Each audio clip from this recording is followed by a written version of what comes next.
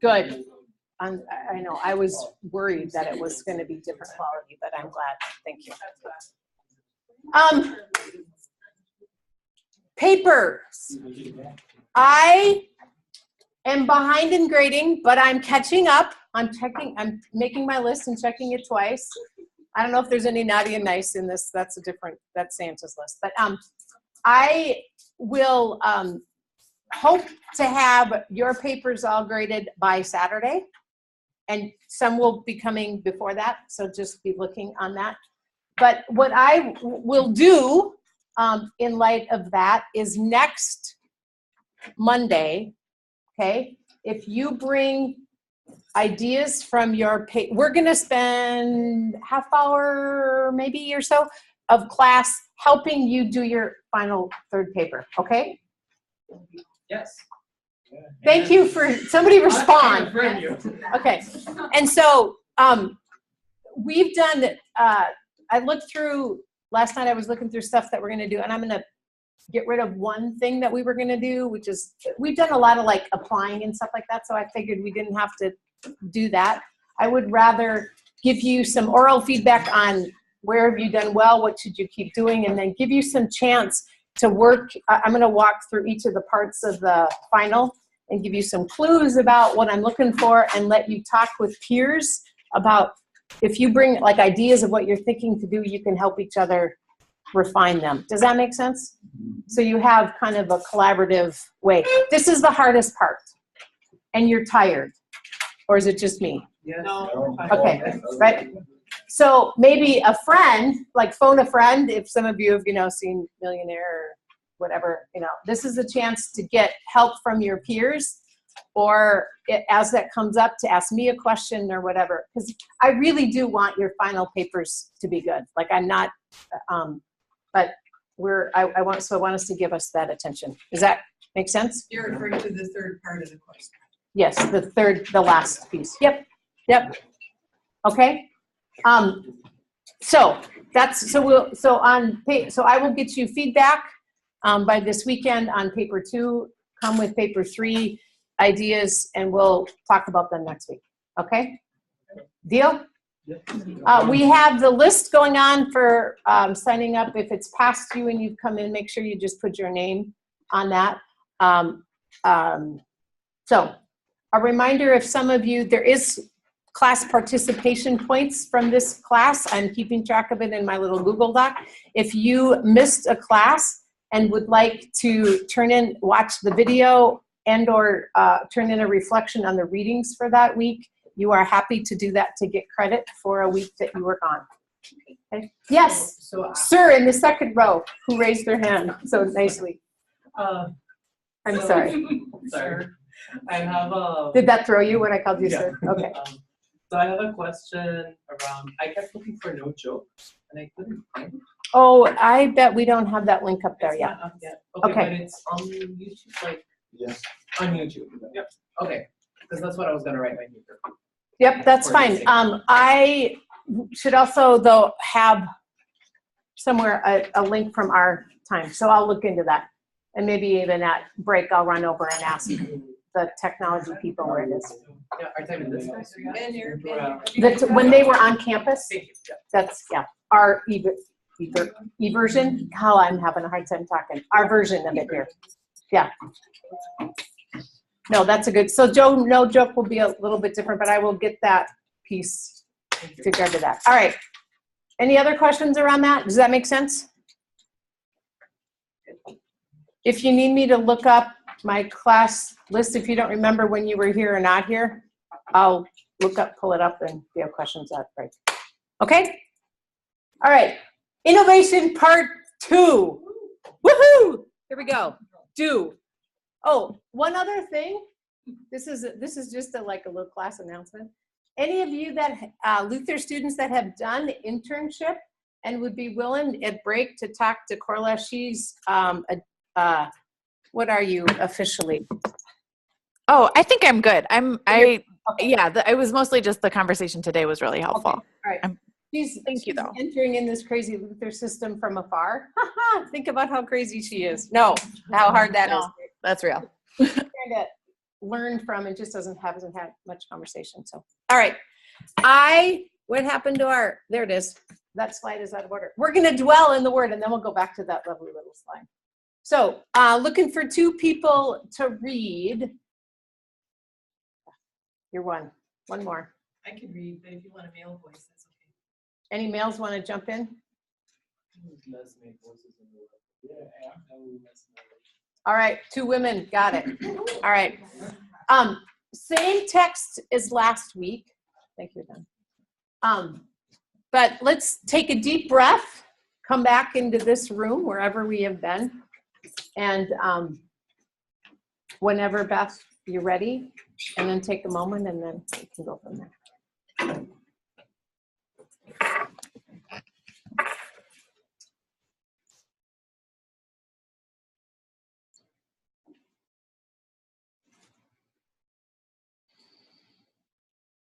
I, therefore, the prisoner in the Lord, beg you to lead a life worthy of the calling to which you have been called, with all humility and gentleness, with patience, bearing with one another in love, making every effort to maintain the unity of the Spirit in the bond of peace. There is one body and one Spirit, just as you were called to the one hope of your calling, one Lord, one faith, one baptism, one God and Father of all, who is above all and through all and in all.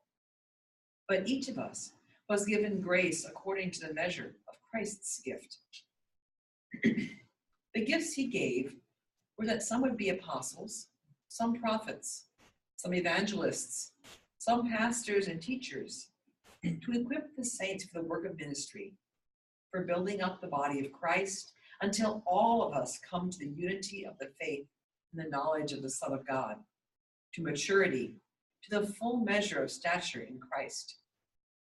We must no longer be children, tossed to and fro and blown about by every wind of doctrine, by people's trickery, by their craftiness and deceitful scheming. But speaking the truth in love, we must grow up in every way into him who is the head, into Christ, from whom the whole body, joined and knit together by every ligament with which it is equipped, as each part is working properly, promotes the body's growth in building itself up in love.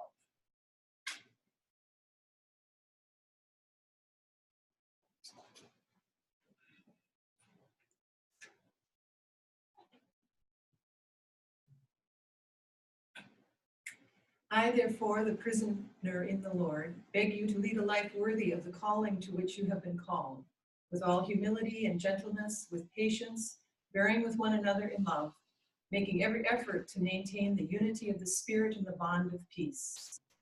There is one body and one Spirit, just as you were called to the one hope of your calling, one Lord, one faith, one baptism, one God and Father of all, who is above all and through all and in all. But each of us was given grace according to the measure of Christ's gift. The gifts he gave were that some would be apostles, some prophets, some evangelists, some pastors and teachers, to equip the saints for the work of the ministry, for building up the body of Christ, until all of us come to the unity of the faith and of the knowledge of the Son of God, to maturity, to the measure of the full stature of Christ. We must no longer be children, tossed to and fro and blown about by every wind of doctrine, by people's trickery, by their craftiness and deceitful scheming. But speaking the truth in love, we must grow in every way into him who is the head, into Christ, from whom the whole body, joined and knit together by every ligament with which it is equipped, as each part is working properly, promotes the body's growth in building itself up in love.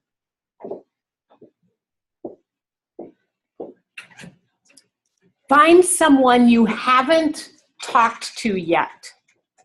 And Corla's available. You don't have to get on a plane. And I'll bring her to you. Who would like to talk to Corla? All right, you're going back to Drew. You're perfect. You might want to go over in the corner or something. It's a little loud. Yeah, No, let's go in the hallway. I think that makes sense. That's what's worked the best in the past. Meow, meow, meow. Sorry, Meow, meow, meow, meow, meow, meow, meow, meow, meow. Hello. Hey, how's it going? It's going all right.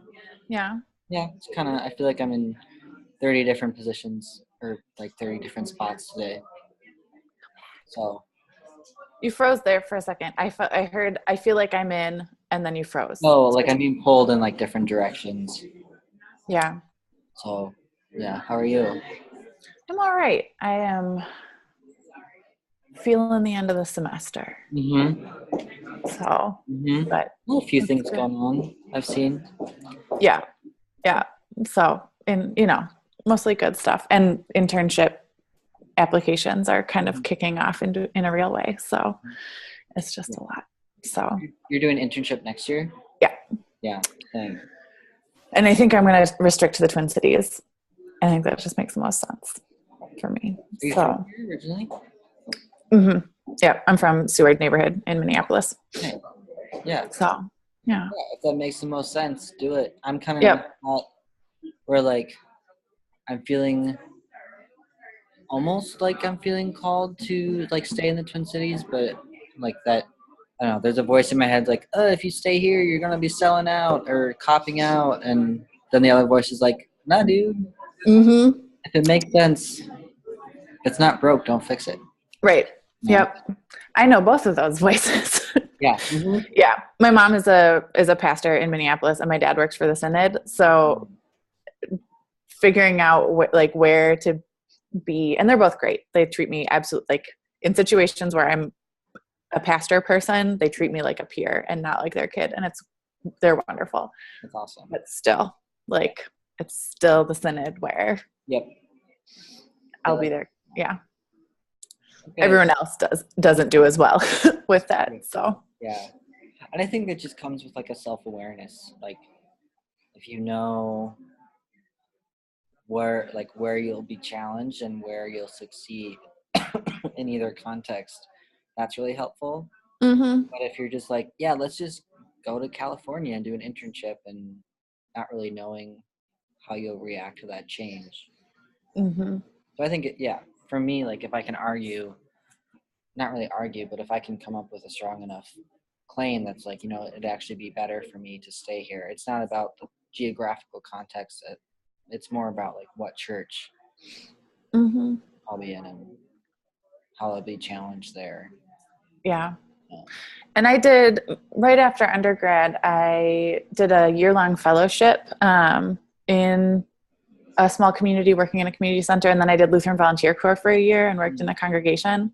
So I know the great things and the tough things about doing specifically a 1-year placement in a context where you don't know anyone, in work or outside of work. And I think at this point in my life, in order to serve a congregation I don't know well, I both need and want to be in a city where I have a community. Yeah. And that can be any number of places. That could be St. Louis, that could be Detroit, that could be the Twin Cities, that could be DC. But you can't, there's no mechanism for like restricting to places I know people. So restricting to the Twin Cities just functionally makes the most sense. Because then I'll be able to serve a congregation well, and also stay healthy myself. Yes. So that's kind of important. It is. Yeah. I'm a little bit over being the church's guinea pig. So we have 1 more minute. Do you have anything to say? Oh, Text? I was really caught by this phrase, tossed to and fro. And it made me think of the Dear Working Preacher reflection Dr. Lewis wrote the day after the Charlottesville rally about how, as preachers, we have to decide whether we're going to just kind of go sort of never really make concrete commitments or proclamations in the name of the gospel, or whether we're going to actually stand up and say, this is what Jesus is calling us to do in this moment, and with the risks that come with that. So that the being tossed to and fro made me think of that right away. Mm-hmm. So what about you? Yeah, I read this one, I think last week, but the word prisoner just keeps tripping me up. Like, that's such a strong word, and to say a prisoner in the Lord. Then, like, in thinking about it more, it's like kind of like when you hear that buzzing somewhere and you didn't hear it before, but once you do hear it, you can't unhear it. Mm-hmm. I think it's similar to like once you hear the like what God's love is, you can't unhear that. It's really hard to. So like in a way, yeah, you're a prisoner, but like I don't know how I feel about that word. Yeah, it's a tricky one. Yeah. Okay, I'm gonna go back. Let me give you back the word. I think so. I feel like little Voldemort in the little wrapping just getting carried around and passed. Thank you. I agree. Tracked by several things. One of them is three, where Paul is telling people to make every effort to maintain the unity of the spirit in the bond of peace. And because of that, he says there is one body and spirit, just as you hold. So the issue of making every effort to maintain peace. And as we were going down, we saw how Paul was clarifying different gifts that the Spirit gave to the church. Some were called to be teachers, some to apostles, some prophets. But now, because he is raising this idea of advising the church to make every effort to maintain peace, I was just thinking how sometimes different gifts can bring division or division, difference with gifts. And so this is why these gifts should be used just to bring fruits to the work of ministry. So this is how what we were discussing. Great.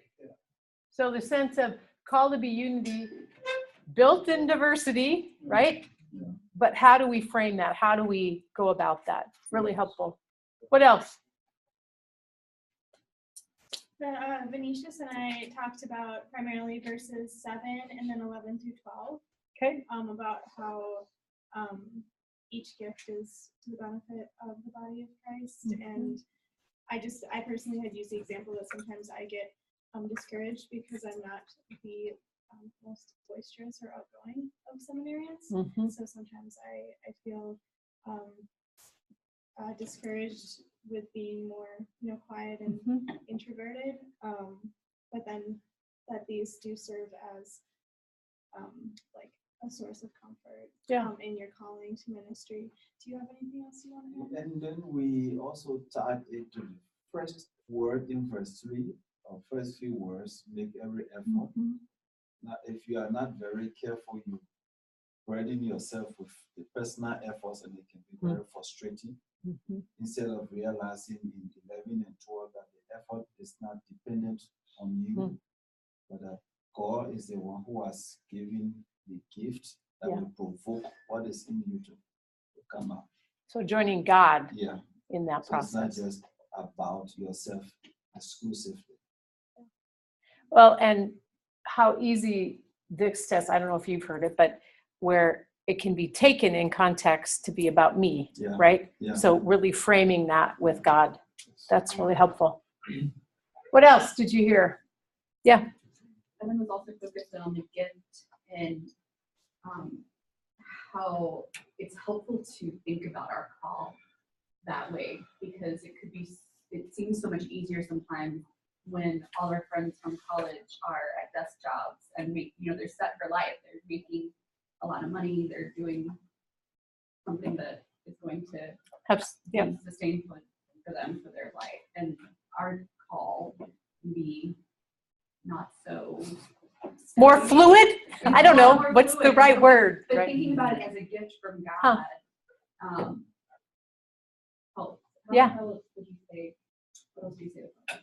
Yeah, I think it's just something to remind us daily to kind of give us the pour back into our cup, because if we're the ones who are pouring out into others in ministry, that can be seen as, it can be very draining. For sure.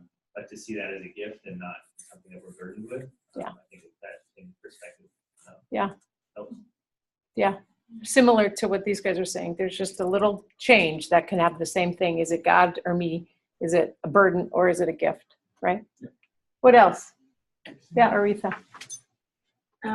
We talk on verse 15, speaking the truth in love. And truly we must dwell, because speaking the truth in love is not something easy. No way. Yeah. In Christ who is the head.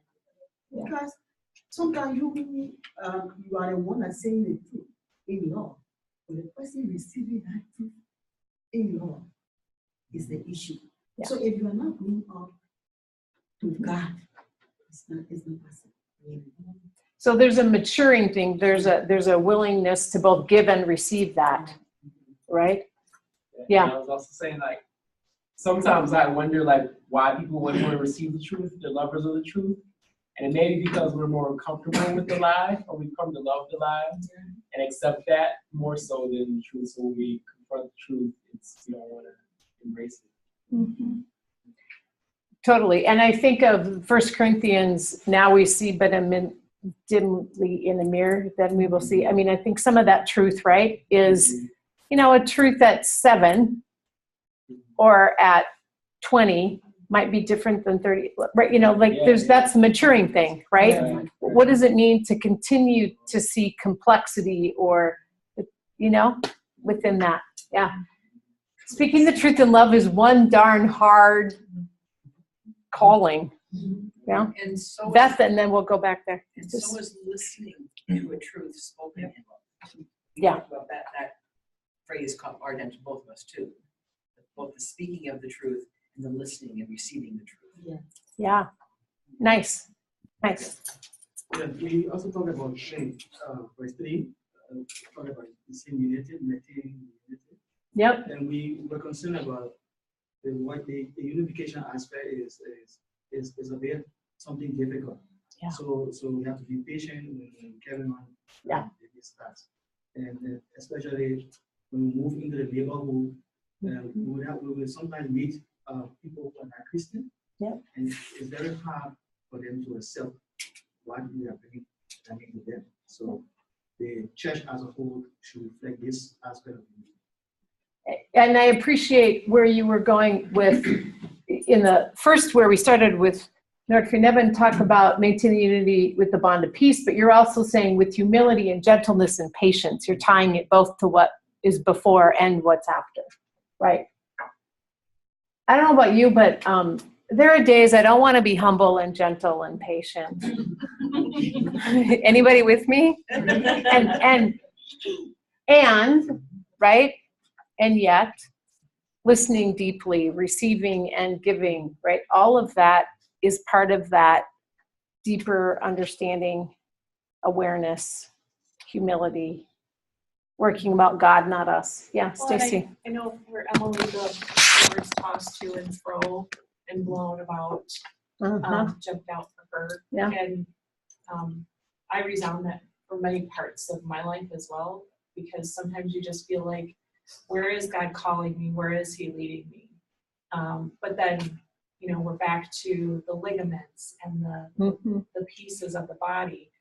And, sometimes we can be those ligaments as public leaders, where we're reaching out and identifying gifts in one another and holding on to each other when we're doubting and wondering. Yeah. Lots of good stuff. One more. Yep. So we started right at the very beginning. That's a good place to start. Focusing on I, therefore, the prisoner in the Lord. Yeah. And wondered about the original Greek of prisoner and how we were thinking that perhaps it's more this submission of giving into God and really opening ourselves up for that relationship and carrying out. And just curious how that then pulls us into the rest of the chapter. And I wonder if that goes back to what Ian said about gift versus obligation. How does prisoner and gift and obligation, how does that come together, right? That would be curious. Wondering, is it a gift to be a prisoner of the Lord? Oh, no, right? I mean, I don't know. There's something that you put different parts of these together and it makes you wonder, right? Yeah. Yeah, this is one of my favorite texts, period, for a variety of reasons. There's a lot going on, but I think dwelling in it highlights there's a lot going on in this place, and there's a lot of dialogue or wondering of tensions about what that is. Nice work. Let's pray. Gracious God, we come before you grateful for the calls you have put on our lives, even as it's a mystery much of the time. Lord, thank you for gifting us each differently, each with a different combination of gifts and passions and experiences. But thank you all also for bringing us all together and challenging us to maintain the unity of the body of Christ and the bond of peace. Wow, that seems like a big task these days, whether that be just with our neighbors across the world in living together on this planet, or whether that be around caring for those in need, or whether that be as we think of religious brothers and sisters, what that looks like. Lord, let us not let these words fall on us with deaf ears. Let us let them live in our hearts. Let them trouble us a bit in a way, as they also comfort and remind us this is your calling. We are your servants. And we bring all of who we are so that we may indeed make love be known in this world. All this we pray in your name. Amen. Thank you.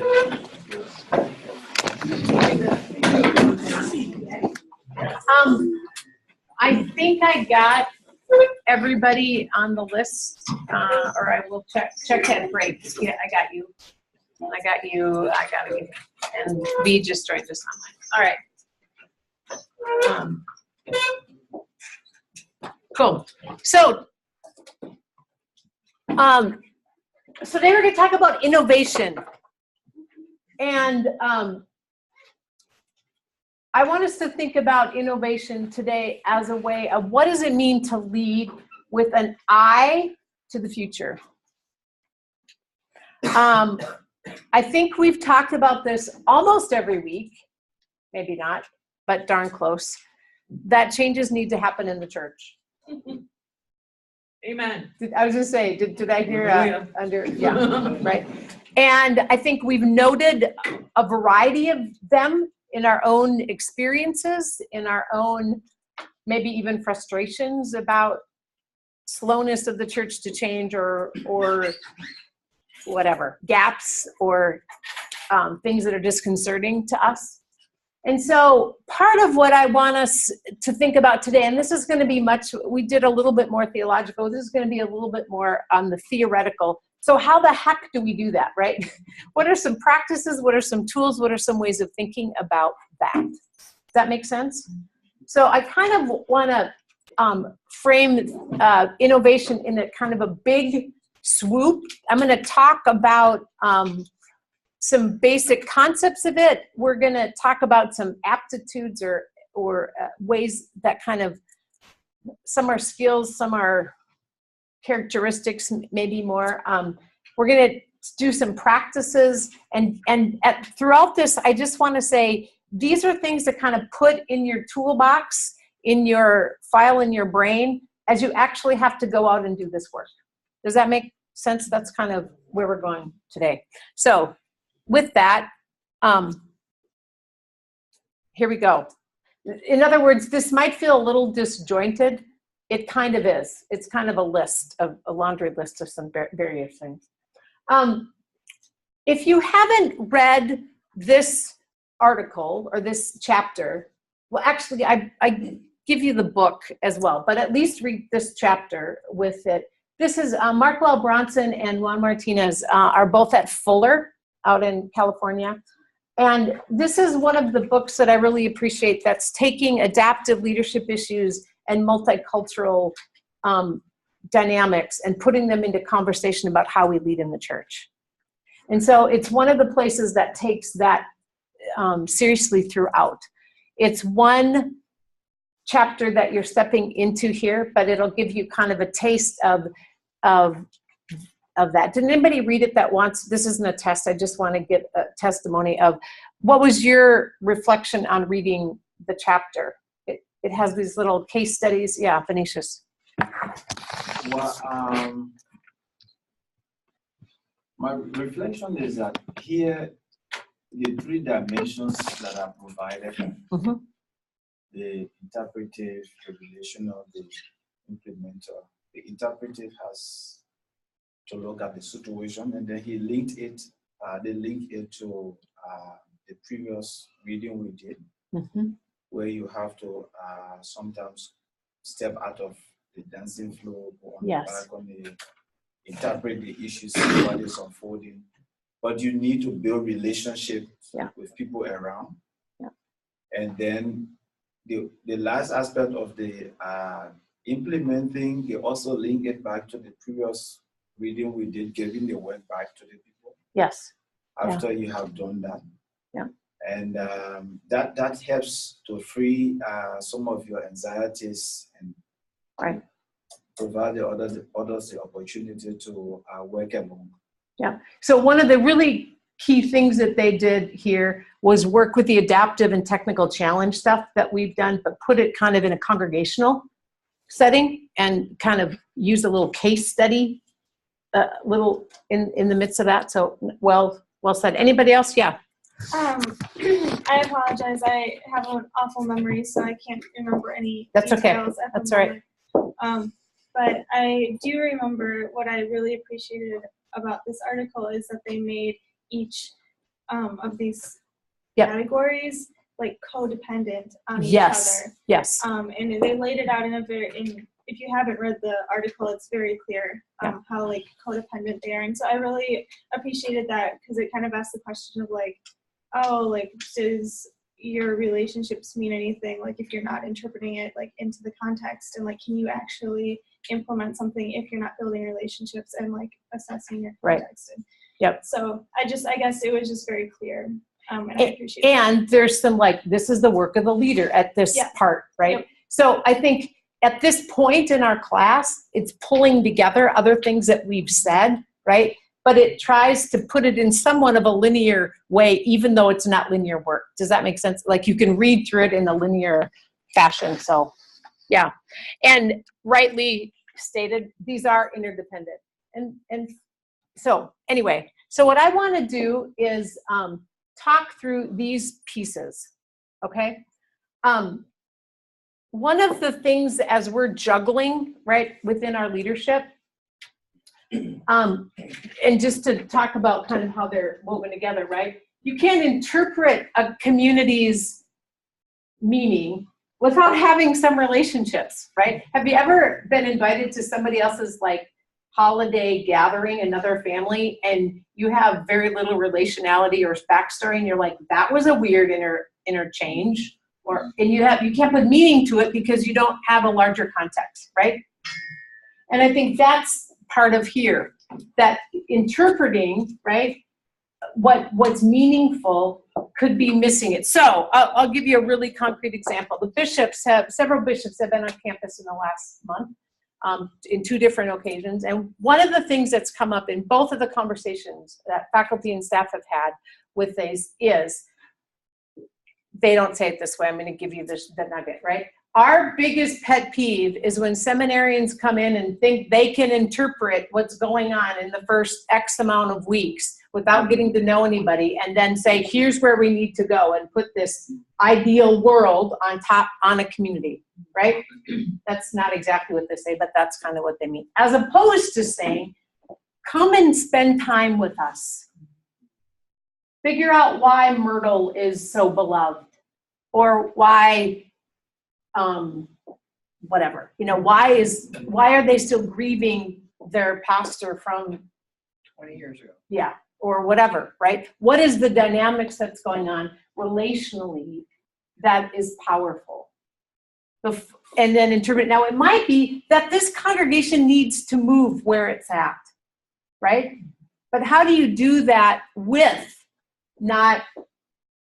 with relationality as opposed to just with ideas? Does that make sense with regard to that? I think that's, if I would use it in this, that would say this is the big this is the big gap that they're alluding to. You can't do this work unless you put in your time or you actually dig in to this. So one of our graduates who is in a second call I ran into at the conference when we were in Iowa, great innovative thinker, been doing some really great work in with a small church, thinking differently. And he was called to a congregation that back up, the congregation he served is in the shadows of a large megachurch, all Lutheran, okay? Now he's going to serve at another church that's in the shadows of a mega church in the same kind of area.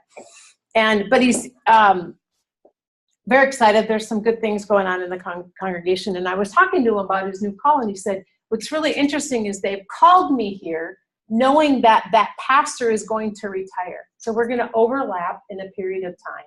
And then I'm going to take over as lead pastor. And that person, in theory at least, is going to be emeritized, going to stay a part of that, but isn't going to be full-time pastor, okay? And I know the pastor that he's serving with. I have served with him, actually. And I said, so what do you feel like about that? He goes, I'm super excited. And he said, here's the awesome part. He said, I wish actually it was going to be longer that we're overlapping, but what they're doing is for the first 3 months of his call, he was in week like 4 or 3, my job is this. Relational, listening, watching, observing, asking questions.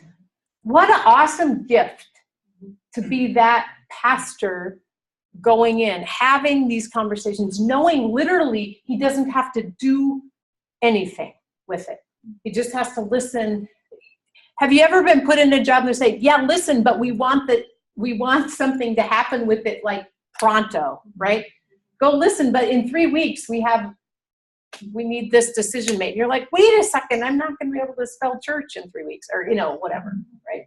And so I think that was an interesting gift that community was doing to actually set that person up to do the kind of work that they were doing, all right?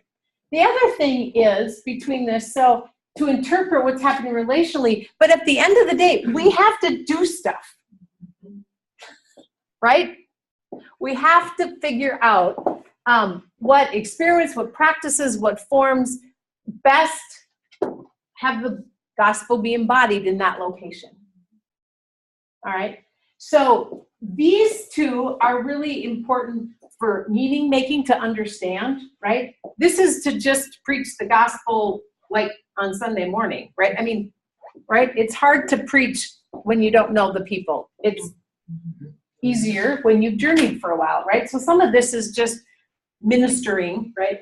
But then it says, now what else, right? Where else shall we go in addition to that? So anyway, I think it's just an interesting way of putting it together. Here's the other piece that I like. This is a practical theology kind of framework for how those 3 things happen. So this I like this. Can you tell I'm biased? I like this. This is one of the reasons. The Holy Spirit gifts the church with perception, wisdom, resources, courage, and work. The Holy Spirit gives us with perception, wisdom, resources, courage, and work. Well, that's a lot and a gift, right? We've got stuff to do. We've got perspective to do it. The Spirit can empower us to be bold at times, right? Anyway, and so what does it mean to bring that, to join the Holy Spirit as we do this together? So how do we name what's going on? We enter in this practical theology, right? How do we name what's going on? Try and figure that out. How do we analyze that using the resources that we have of your culture to understand How is this working, not working? What makes sense, right? How do we study and reflect it around scripture, theology, and our church history or our tradition, right? How does that influence, right? How do we bring it into the stories and of this church and the lives of who has gone before, what's coming down the pipe, right? And then how do we discern what actions we should take, what prayerful experiments or things we might implement? And then we keep going. Does that make sense? Right? But the out thing is so that the church may be a sign, foretaste, and instrument of the inbreaking reign of God.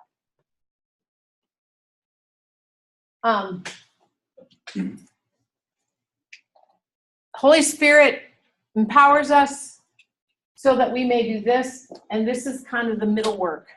It's just a theological way of saying, how are we becoming new? How are we having an eye to the future? What is God calling us to do for the sake of the future, not just the past, but not separated from a particular location and the past? I don't know about you, but I show up in places, and I'm going to pick on Nordfree for a minute. I think of the partnership between the St. Paul Synod and the church in Tanzania, and thought, who thought 30-some years ago that this partnership to help start a school and a theological school and all this stuff would actually take? And now to see the fruit of somebody just believing that we're supposed to be in this together and how that has unfolded, and the kind of investment that two churches coming together have done for the sake of sharing the gospel, right? I show up in places and think, who had the foresight to think to do this particular work? And now look at, and I just get to join in it, And then I wonder, 30 years from now, who's going to look back on the stuff that we've done and say, who had the foresight? Are there, these people were just darn lazy. I don't know. I mean, this is, I know you're online. This is the be bold move, right? This is the when are we called to put something out there for the sake of the future. Somebody had their hand up. Oh. We don't always know the seeds are planted. Oh, exactly. Somebody planted a seed in me of contemplative prayer, and it took at least a decade before it sprouted. It was kind of dormant for a season. It's like the 19 years of kids. Yeah. It took a while. Right. And some may plant, some may water, some may, right? We may just be part of that process, right?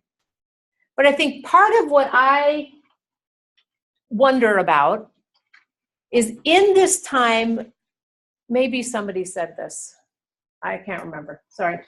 When things are dismantling and opening and boundaries are porous and new possibilities are there, is this a time to be bolder in some of our efforts for the sake of God's church's future and the witness? And so we don't do that totally disconnected from what has been, but maybe with the Spirit's perception, wisdom, resources, courage, and work, we go. That makes sense? And I think for me, I'm not tied to these 5 steps or other 5 steps, but I think the sense of if we're asking these kinds of questions, faithfulness and boldness can be mixed together. Does that make sense? We can both honor what has been as we also point to, and here we go. So, all right. Part 1, the 3 circles and being a part of what the Spirit is, joining the Spirit. Part 2, so what the heck does innovation entail? I just finished reading 30-some reflections on innovation, right? I'm looking at all of y'all. They're all kind of scattered over here. From the first week of class to the midpoint, and now we're doing our final projects today, right? How that evolution of innovation already in 6 weeks had changed. Now how it will show up in class tonight, right? So I'm going to offer these things, and any of those of you that are in that class can interrupt.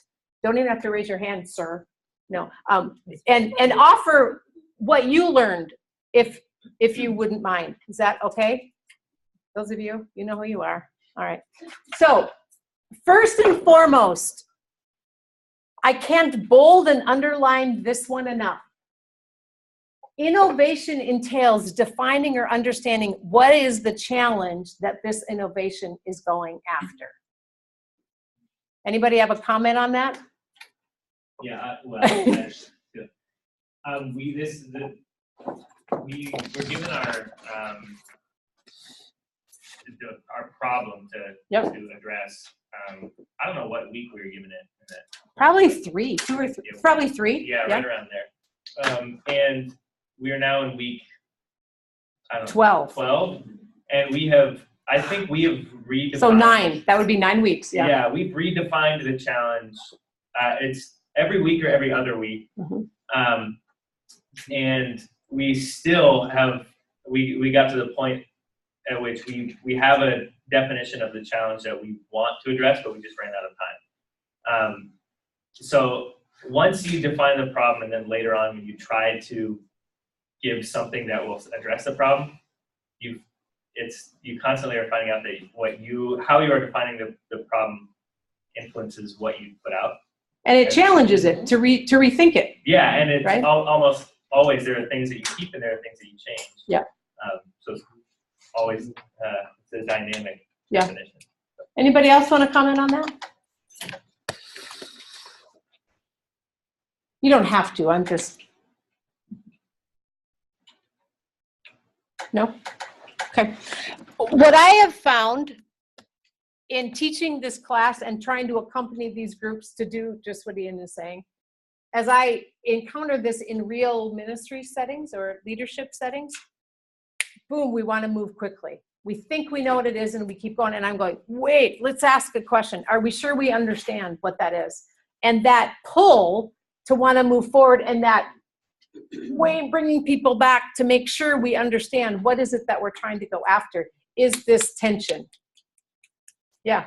Yeah, I think between practices and defining the challenge, like the issue is listening. I have never understood or appreciated listening as I have. And it's a very different kind of listening than pastoral listening.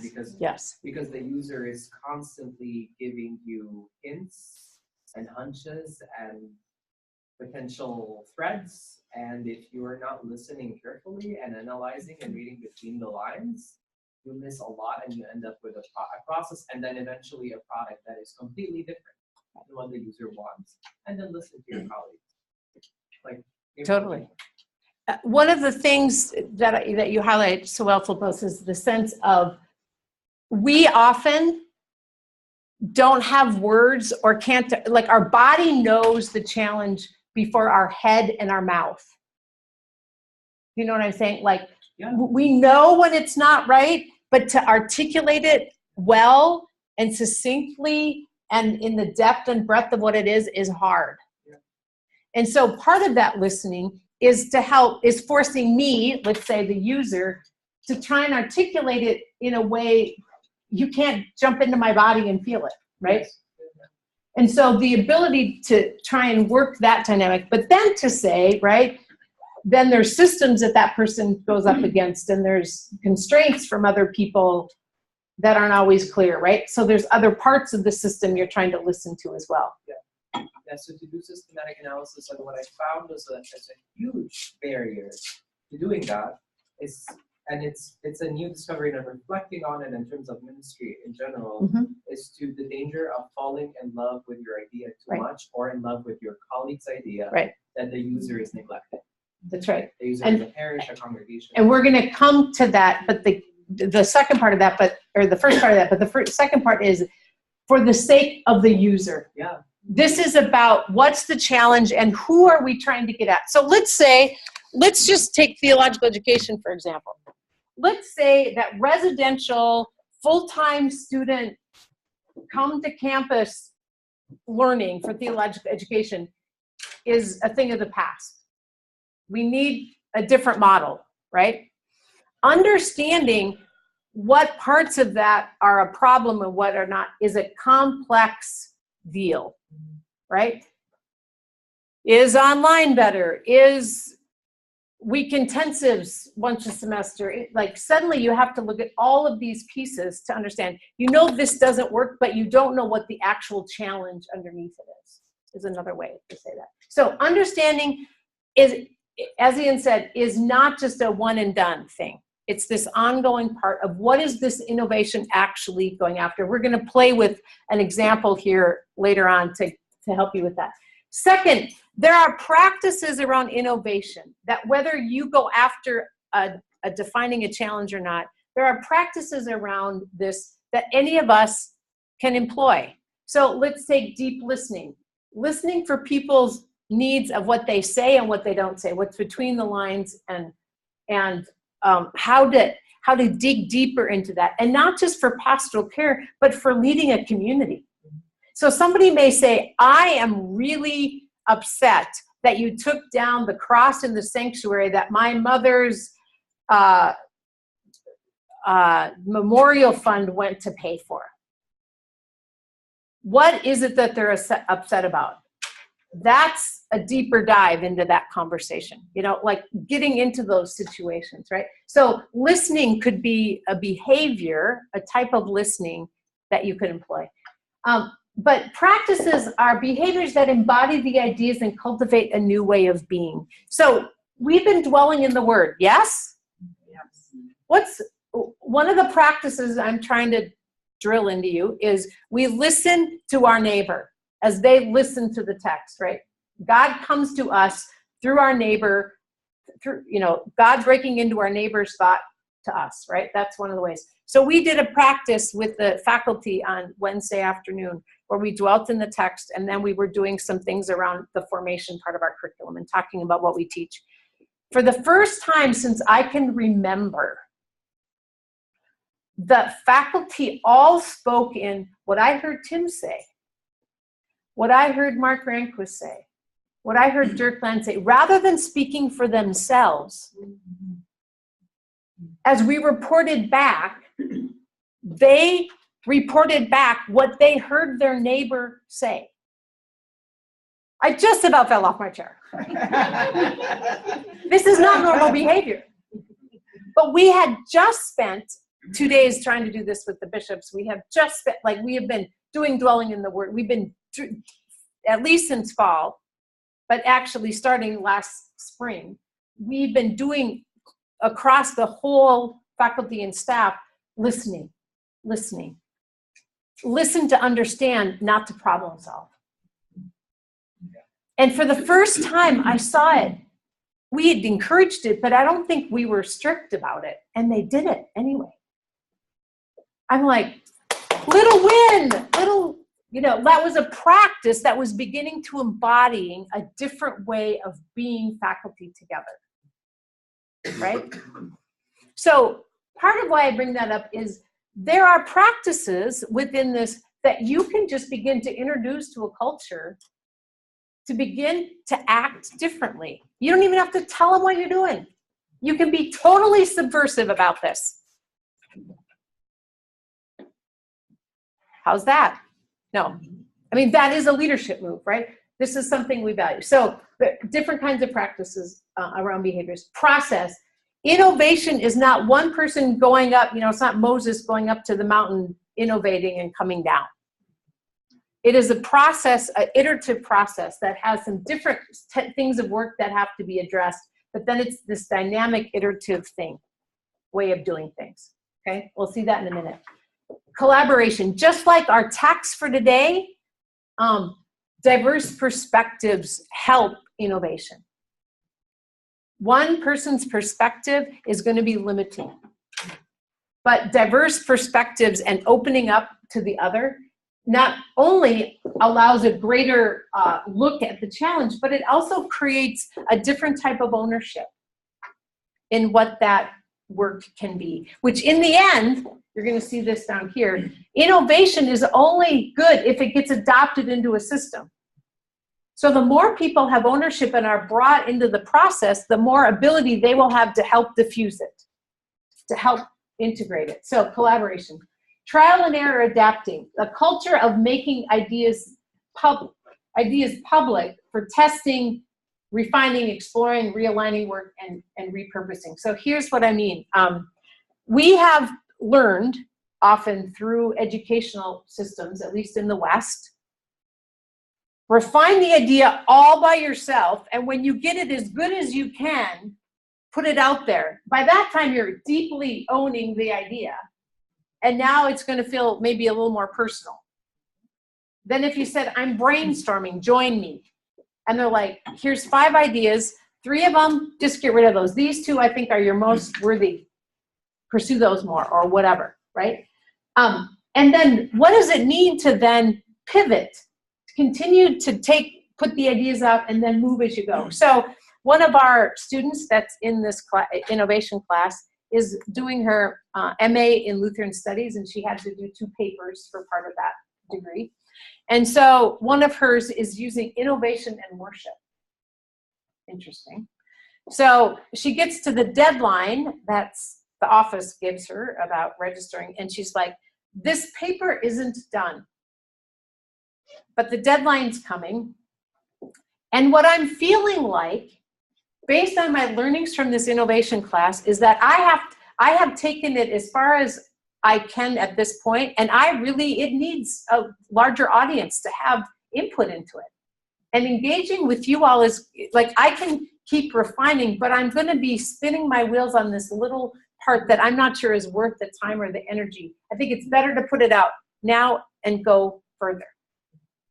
I thought, she's starting to embody this, right? What if we started inviting input at different places, being less tied to it being our personal best thing since sliced bread, wonder how it's helping us get at this, and then have the process be where our energy goes, not in the idea itself. So that's what this one is about. Adoption. A number of theories about innovation will say innovation isn't anything unless it's only invention unless it gets integrated into a system. So remember, we looked at the diffusion of innovation bell curve. So unless it gets from the early majority into the rest of the bell curve, it starts moving that way, right? That's when you really know it's innovative, when people are starting to bring it in. And one even said, and when you can't remember life without it, like it starts turning the way a community does something. So let's say an innovation was going to be, we are going to start planning worship a month ahead of time. We're not just going to do it week by week. We're going to start thinking about the text and bringing different parts of the system together, right? And for the first X amount of time, it's just painful because you're doing 2 things and it's out of sync and whatever. And pretty soon, it just happens. And you're like, oh, this is just how it is. And isn't it wonderful how we get to be in dialogue and whatever, and maybe it's been a year or whatever, but suddenly you're like, oh, this is just the new normal. This is just more robust way of being, right? Or maybe you didn't have staff meetings and now you have staff meetings, right? I mean, whatever it is, but it's a practice that suddenly gets put into a system and they go, of course we're going to do it that way. The last thing that I want to say about leading innovation is innovation often rises out of points of tension or at intersections. So I was at a candidacy meeting on Friday, and there's a candidate in one of our synods who's, for his internship, get this, is leading a congregation. They're not one congregation. Well, I don't know how to, they're a federated congregation. They're ELCA and Presbyterian.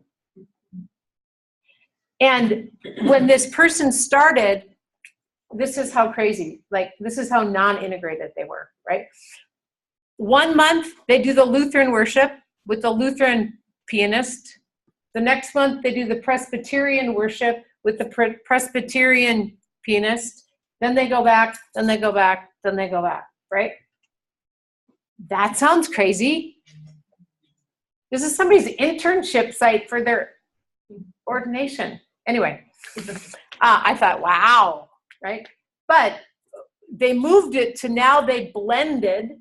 So there's an opportunity for innovation, is my point.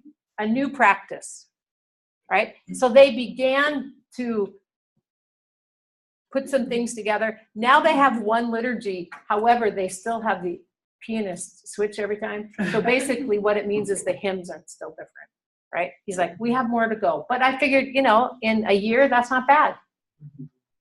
Right? Worship and music leader, that's a pretty big step, right? So that's an example, a point of tension or intersection, right? Those are opportunities for us to kind of look.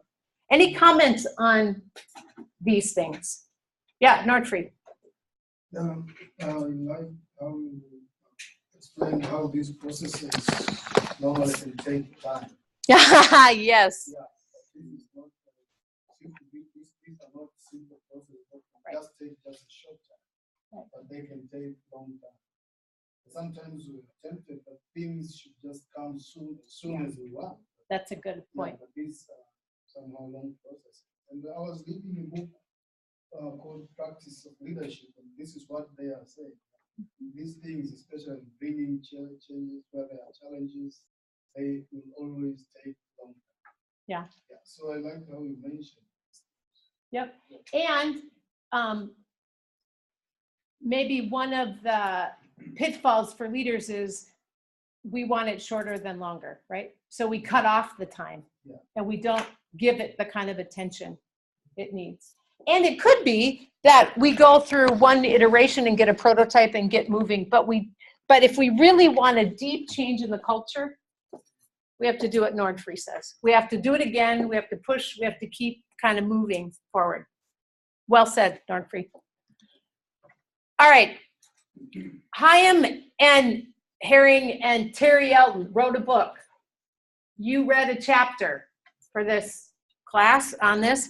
This is one aspect of the chapter. I'm giving you this rather than the other thing because the other class got the other thing. So I'm doing the other half of the chapter. But there are four, I send you to the book. There are 4 different ways we discovered of the congregations that we studied that congregations were doing innovation.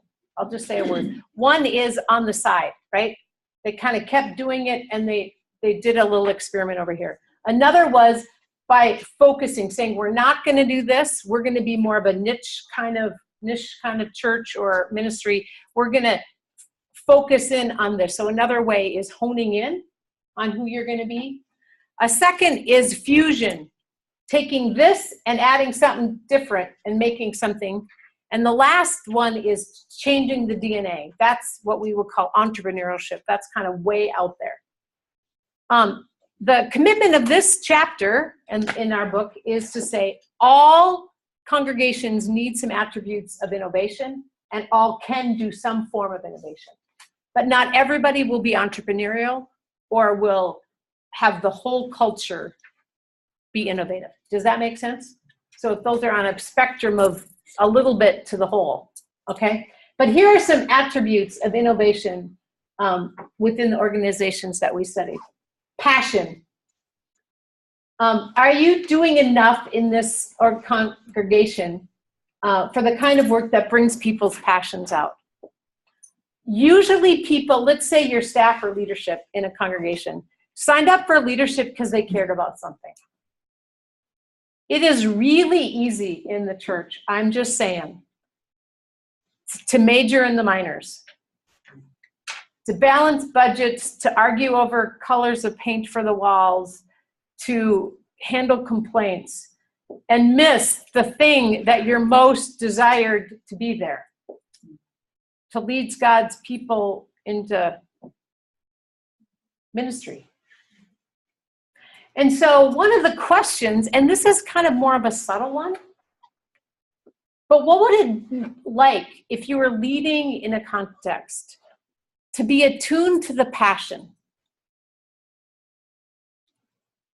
What are some ways you could do that, just integrating it into regular leadership practices? Just throw out some ideas. What's your question again? How could you as a leader do things within your ordinary leadership to kind of keep passion, fan it, or keep it in the conversation of leading a ministry?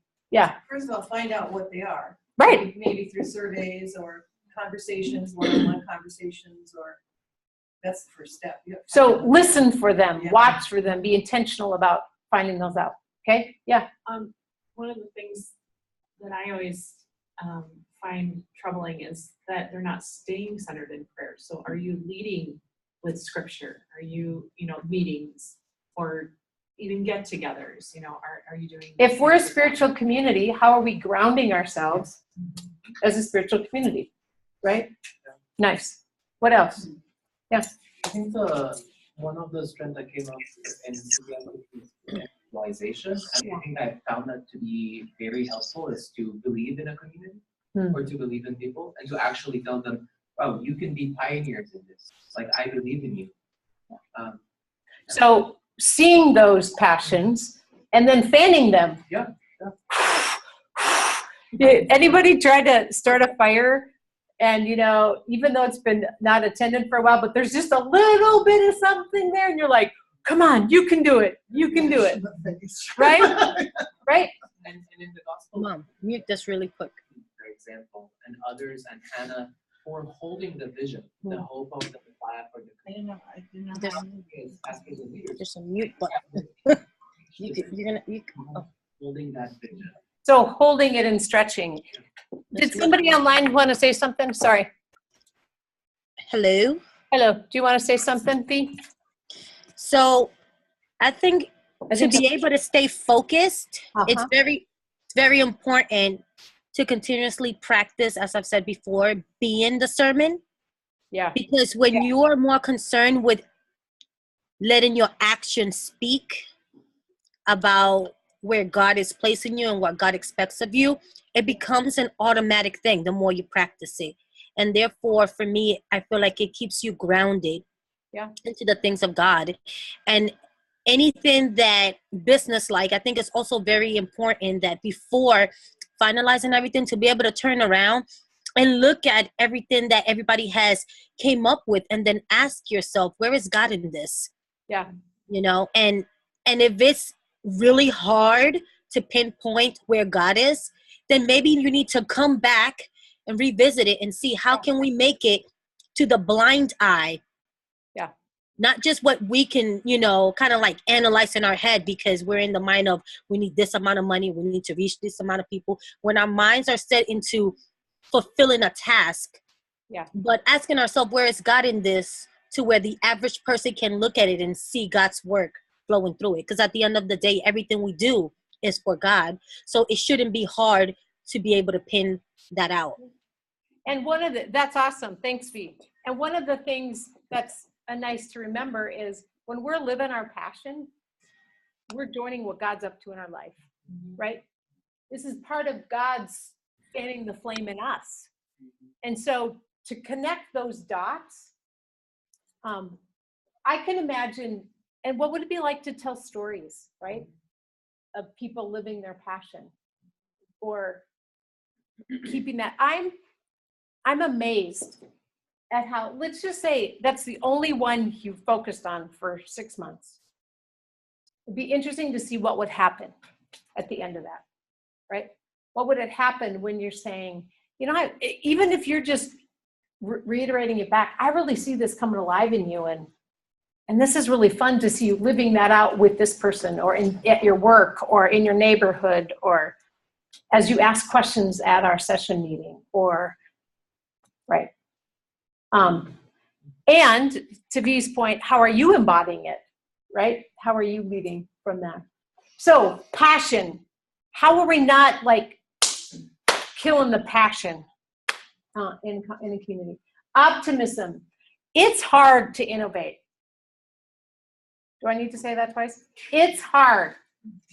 And if you're actually going to follow through to Nordfried's thing, if you're actually going to make this more than a good idea and invention, and you're going to push it into a system and get it through, that's like perseverance.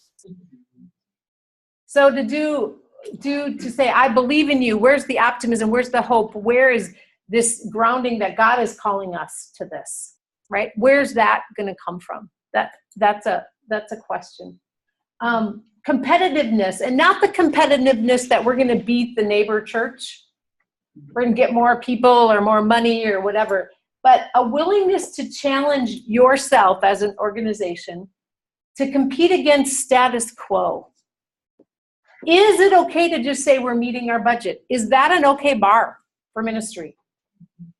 I'm not sure that's what we're called to do. No, I'm not sure we're called to like spend crazy. I think we're called to just have money not be the main thing.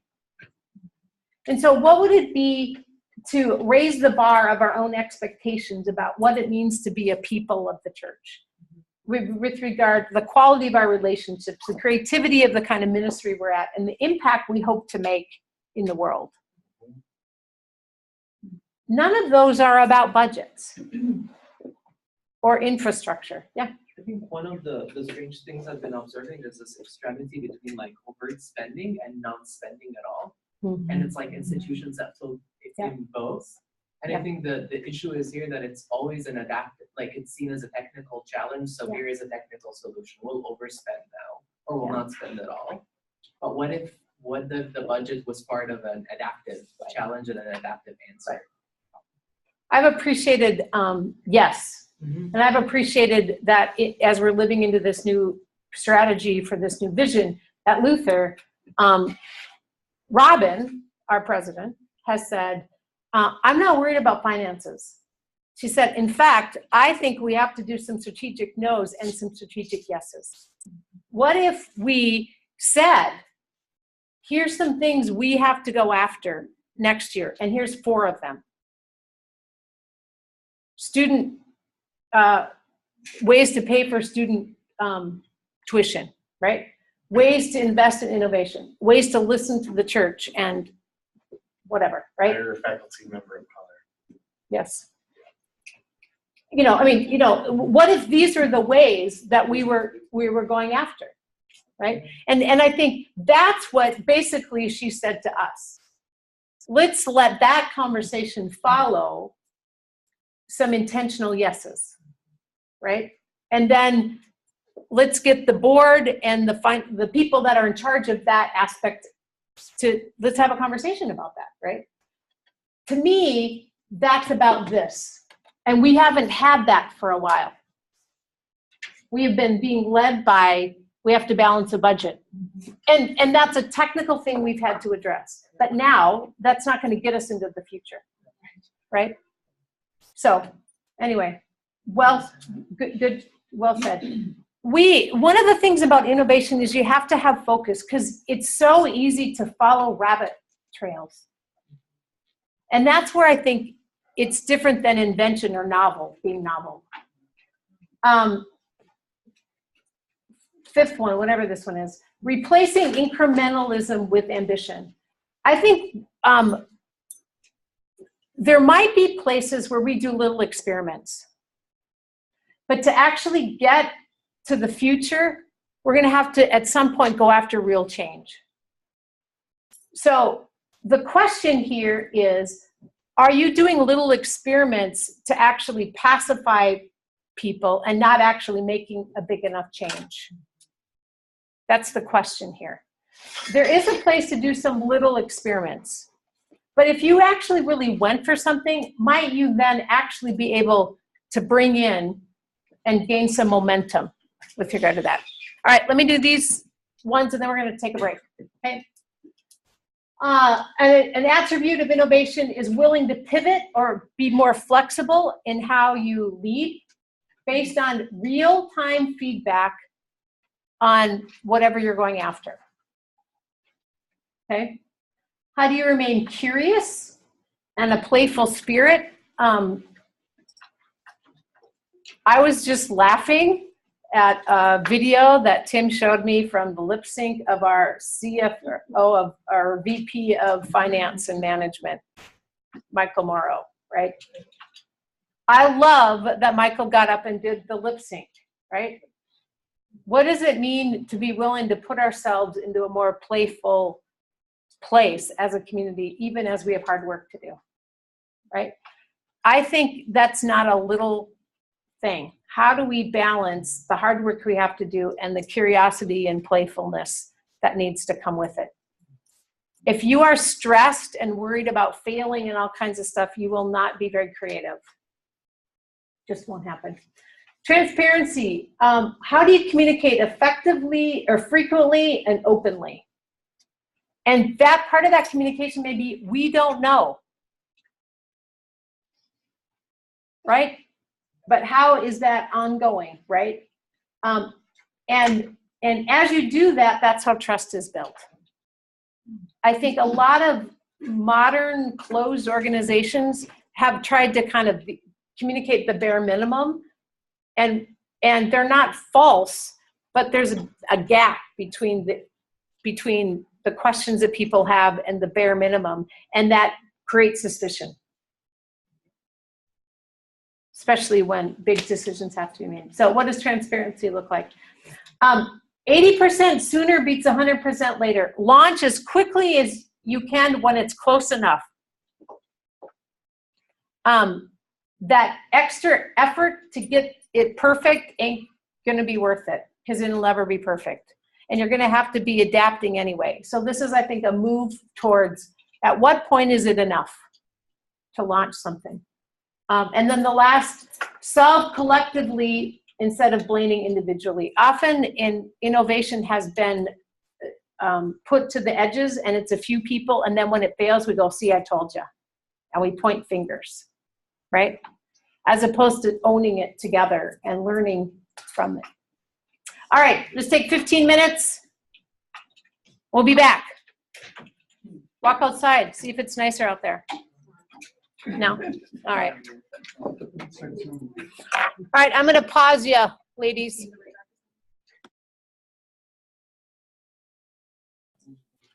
All right, we're back. Can you hear me? Yes? Okay.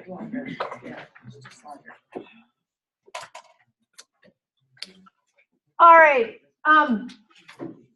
This is just for you, but this is one of the tools that we'll offer to, as part of today.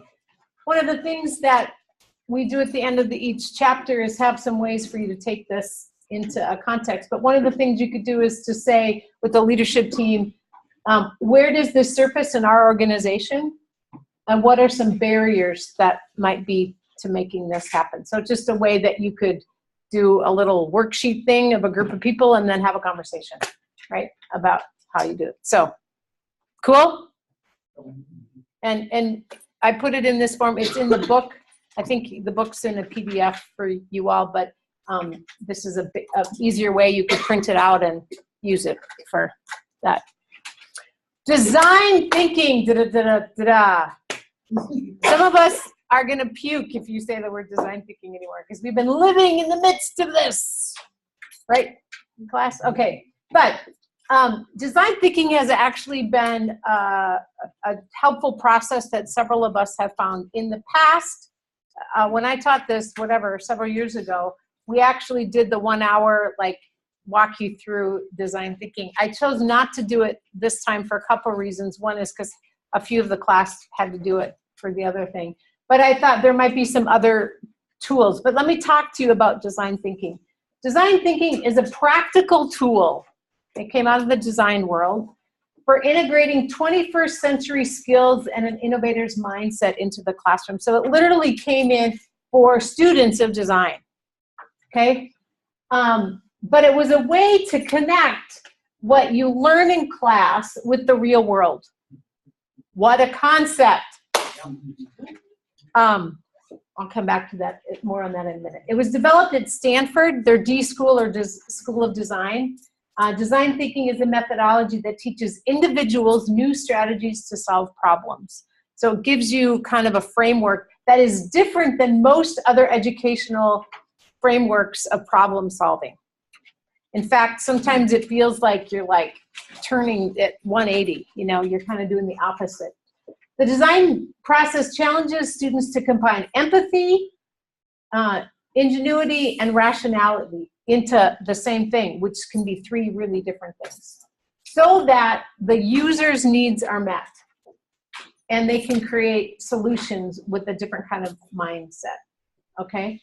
One of the things that we did in this innovation class, which is an experiment in and of itself that I would love to do more of, is we actually, rather than coming up with case studies, we actually had real ministry settings give their adaptive challenges to groups to address.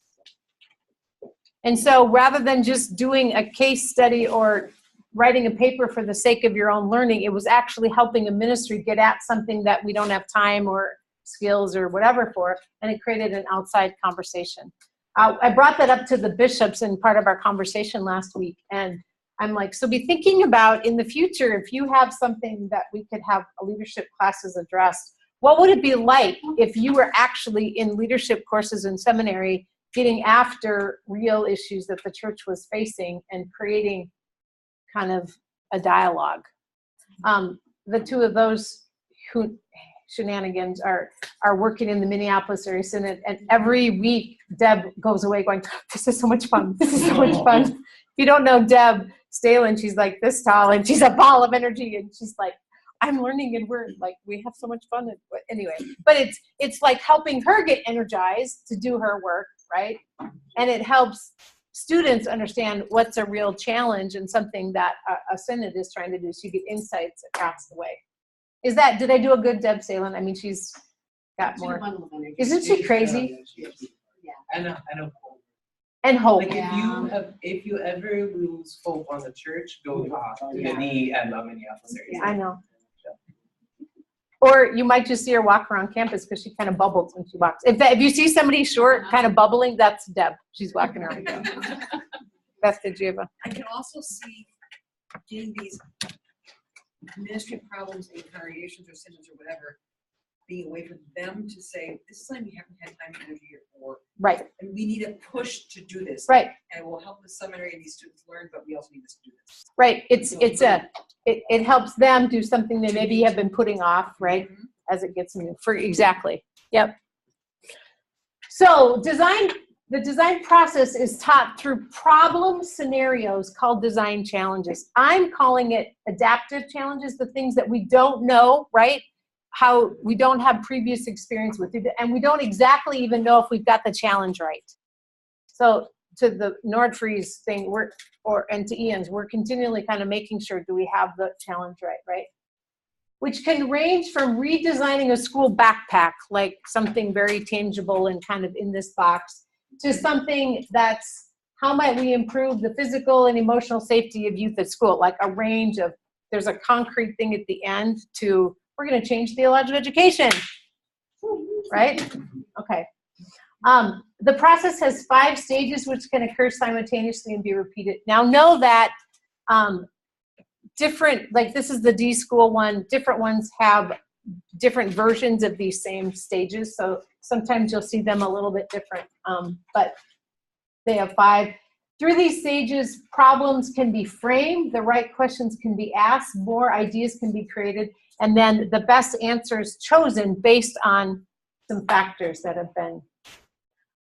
You need to be collaborative, communicate, creative, and critical thinking. So it's this it's this intersection. So here's a flow.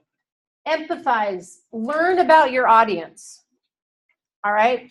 So if we were going to talk about theological education needing to be offered in a different mode, we would need to learn from potential seminarians and current seminarians and maybe even past seminarians, right? What are the real things that are going on with you, right? Mm-hmm. Then we would, so if we start with, we need to redesign theological education as the general problem, we listen and then we say, now what is the statement, right? And it has to get concrete. And often that statement is, and here's our timeline, here's our constraints, here's our timeline, here's where it's going to go when we're done, right? We're going to pass this off to the educational committee at whatever, or we're going to pass this off to all the seminary presidents of ELCA seminaries, or we're going to pass this off to ATS, who's in charge of theological education across the whole system, right? Wherever it's going to go. Do empathize, then you define. Then you say, if this is our problem and these are what people are saying, What are all the possibilities we could have? Divergent thinking, big, sky's the limit, no stupid idea, right? That's harder than you think. We'll talk about that in a minute.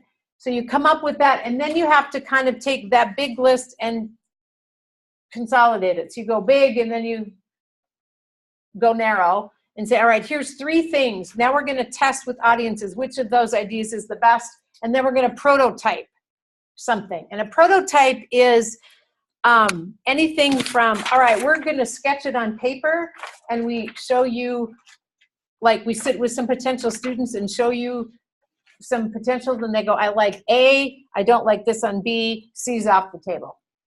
And you go, okay, get this. Then you go back and you do another version of the prototype, right? And maybe this time you start adding in some courses and some potential modes of delivery. So it's a little bit fuller than the paper you had, right? And then you go to a focus group and you get more input, right? And then you take it. So prototyping and testing might kind of be a couple versions. Does that make sense? The idea with prototyping is the more you have to engage with it sooner, the more you can go, oh, I hadn't thought about that, right?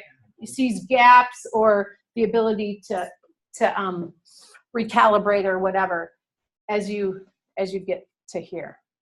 All right?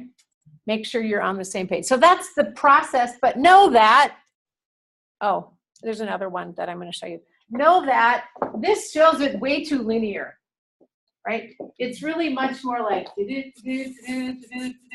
crazy making, go over here. Oh, now we're back over here, and now we're back over here, right? So it's more like this kind of ebb and flow.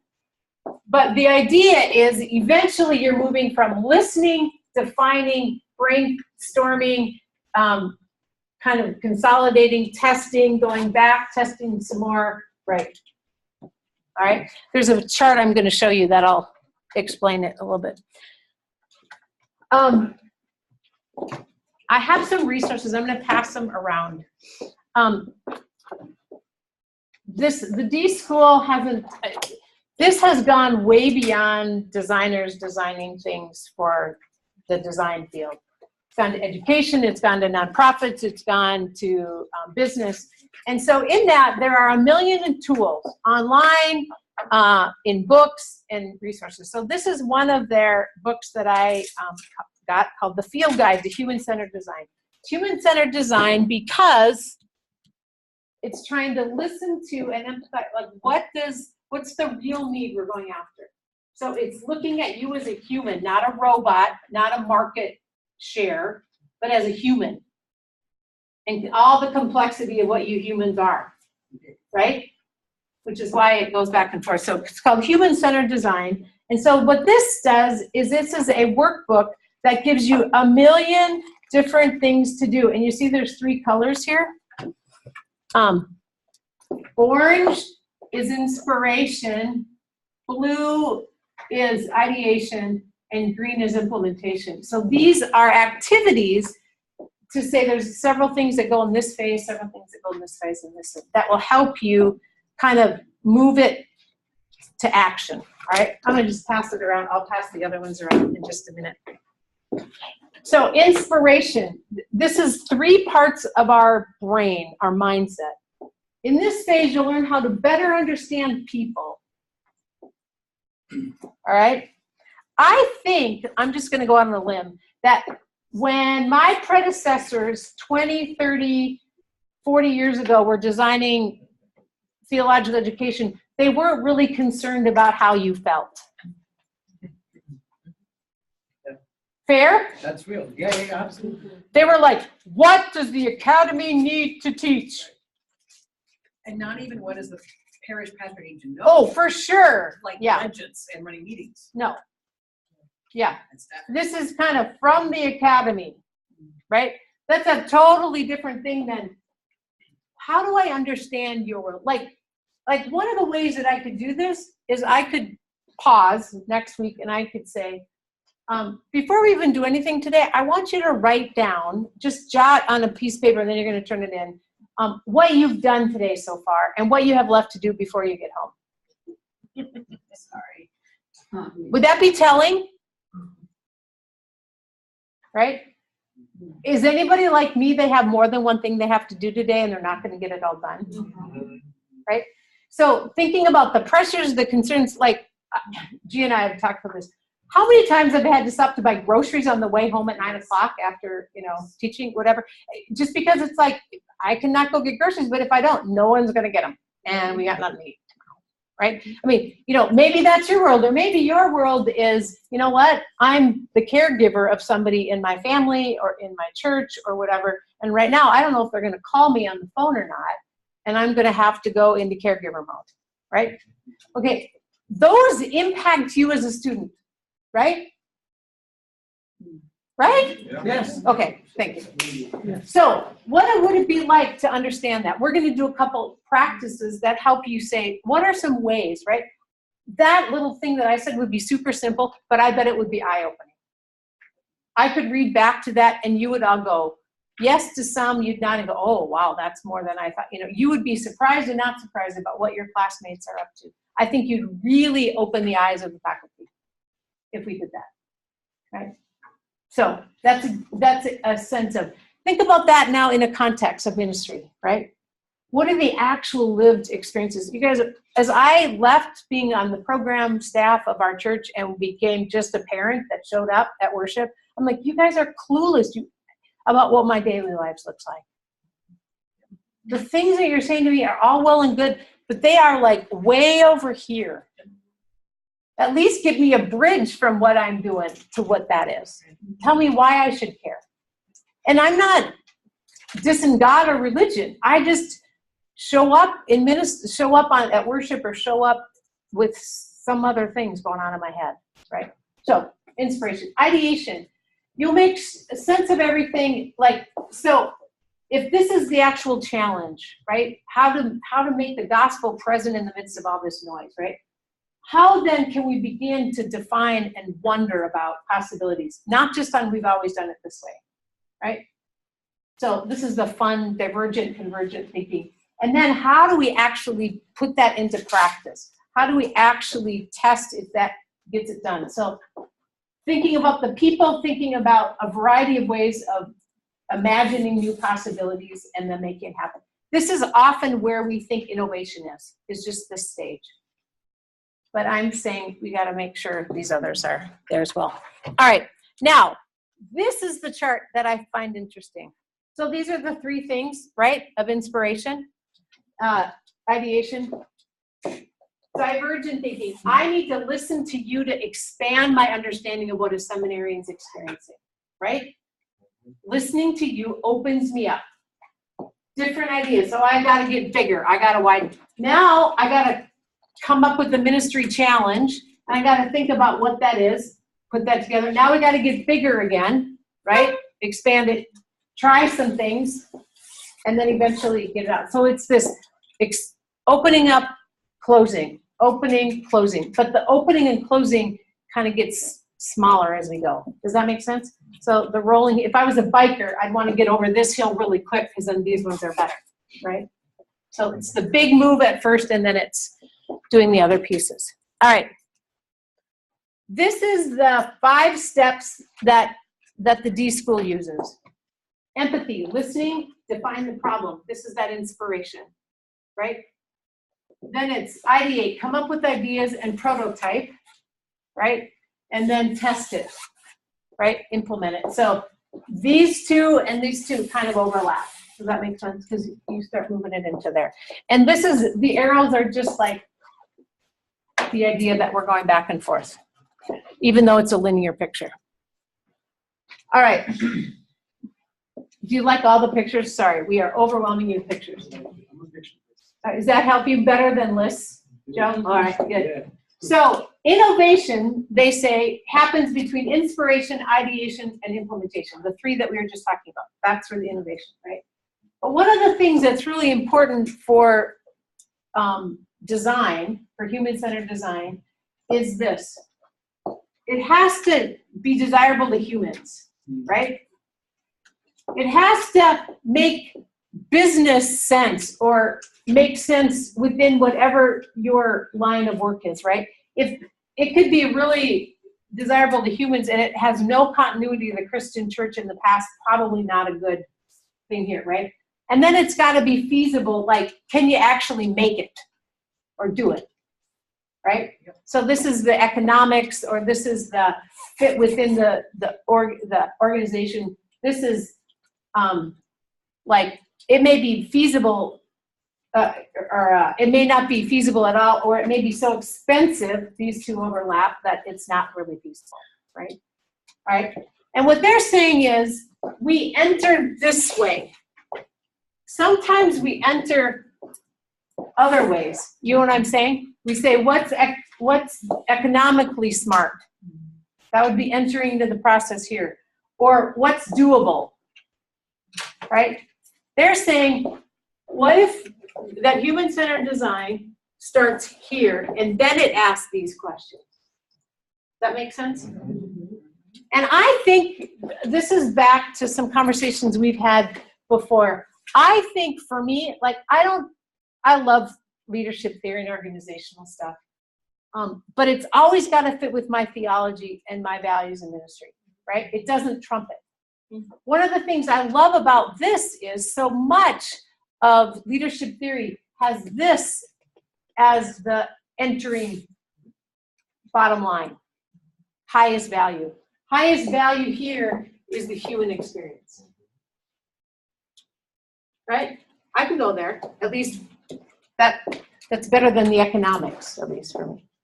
All right? All right, now, this is what you're going to get to play. This is that think big, go down, think big, go down, okay? I want you to get into groups of like 4.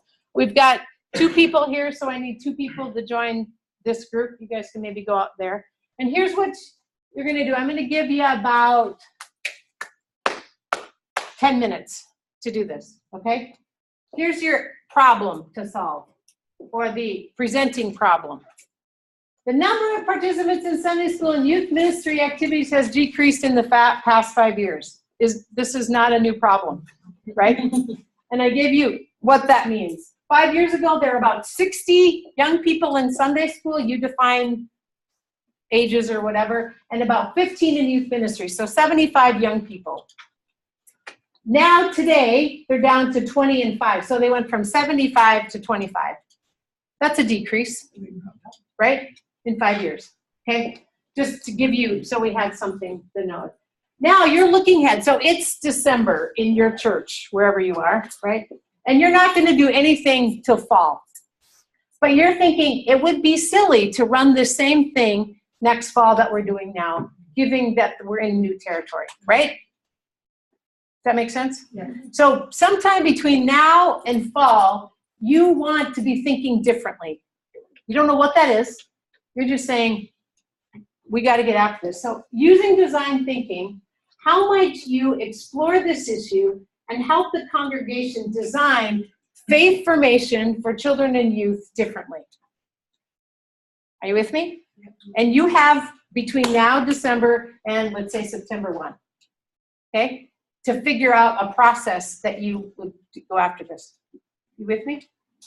And here's the deal. You're not going to go deeply into this. I'll give you 15 minutes just because I think that, but kind of imagine your way through this process. All right? So how do you understand the challenge? What kind of research would you do? Who would you listen to? All right? For the first part. How would you interpret that, find meaning, and say, now what do we do with it, right? How would you begin to then imagine ministry opportunities based on whatever you heard, right? What prototypes or experiments might you want to do? And then what would you want to come out with? Yes, sir. I'm just practicing newly forecasting and demographics. So now I want to ask you, is this a real scenario? No. Did this actually happen? But here's the deal. Okay. You can make up stuff. Yeah. I was just curious. Do you know what I'm In 5 saying? years, we went from 75 to Correct. 55. So let's say one of the things you want to do research about, to that point, is, do we know anything about the community that there's a shift going on, right? Okay. Yeah. So, and you can make up an answer. Yeah. so that you, if you need to move forward. Does that make sense?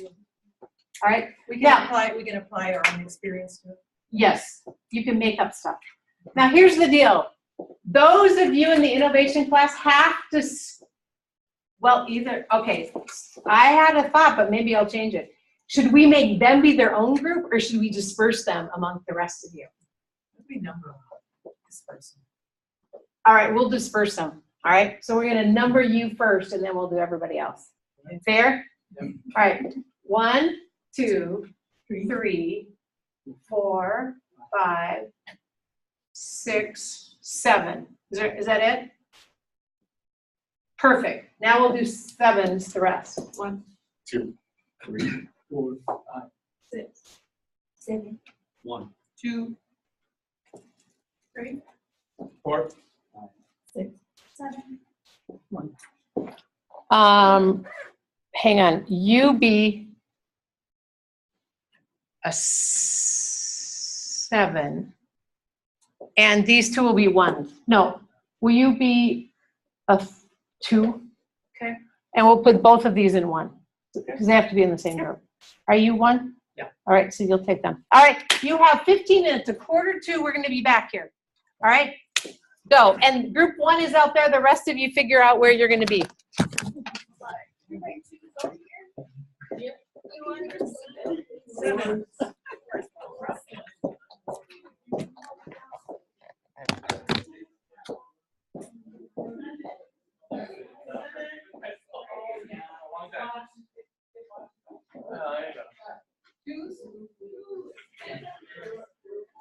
Hello.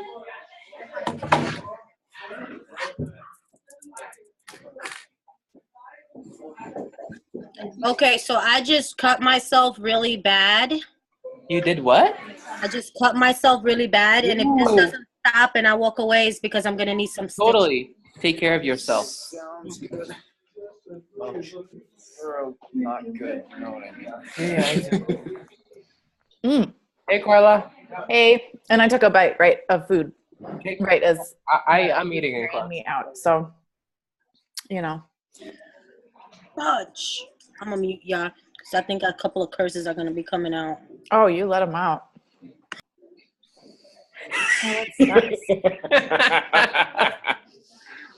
Oh, that's not good. So, okay. Well, I have to admit that I was doing some multitasking while Terry was explaining what design theory, design thinking is. Yeah. But it looks like there's a little process we can walk through. Yes. Let me take a photo of the board. I want to see that. I've got the PowerPoint, so hopefully that is useful. Mm-hmm. Philippos just taking photos of it now for himself. So. Oh, great. Cool. You good? Yeah. Okay. Discovery, interpretation, ideation. Yep. Ideation, experimentation, and evaluation. Right? No, evolution. Evolution.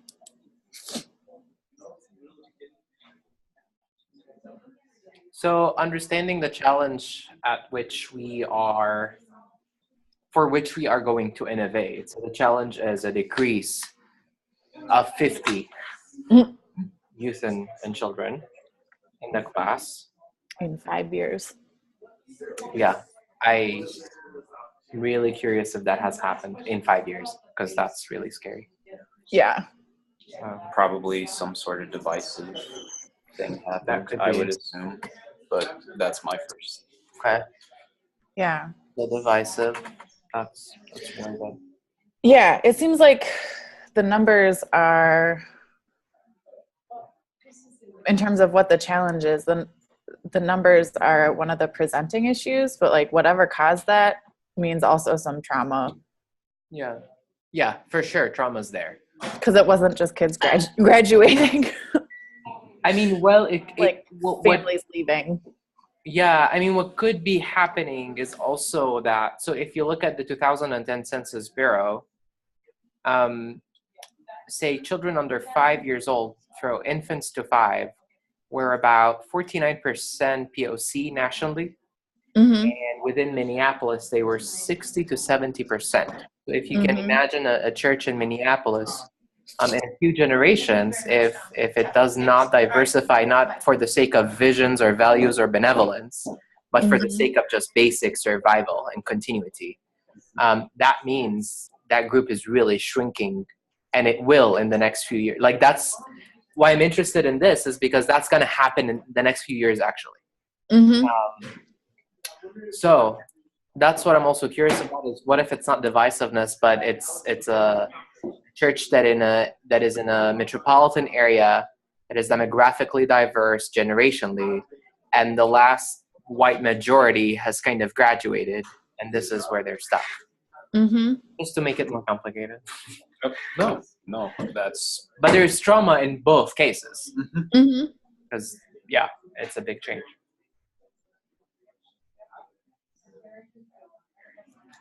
So would the problem, like, more of an, I wouldn't say solution, but like part of the issue would be trying to bring different racial divides together in this case? Not necessarily. I mean, this even is why. necessarily. Yeah, I mean, this is why the interpretation and ideation process is there, because that's not, like, how are you going to do, even if you decide that that's the way to go, and not to accept that we're going to be a small church now, which is okay to accept. Mhm. Then how do we do that? Yeah. Right. Like that is that is a lot of long-term work. Yeah. Mhm. People are not waiting for us to tell them. No. Interested in us, actually. Well, We're the yeah. ones who are. You got to be a church worth going to. Exactly. Yeah. So there's not, I'm just trying to read this case study a couple of times and make sure I'm not missing something. It doesn't say explicitly that our goal is to grow the Sunday school program, right? No. It says we want to do something different than what we're doing now. So one of the options is to sort of right size the program and say, who are we as a smaller church, or at least a church with a smaller youth programming? What does that look like? How do we be vibrant as we are? Mm-hmm. Okay. I was reading it several times and thought I might be missing that prompt, but yeah. Okay. So we might use design thinking to explore this issue and help the congregation. If we, I'm going to write this on my notes, if we explore the reasons for the decrease, demographical decrease. Explore reasons. Understand. Decrease.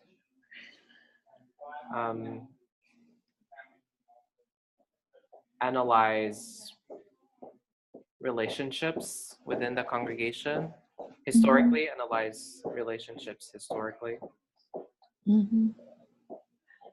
And demographically. Mm-hmm.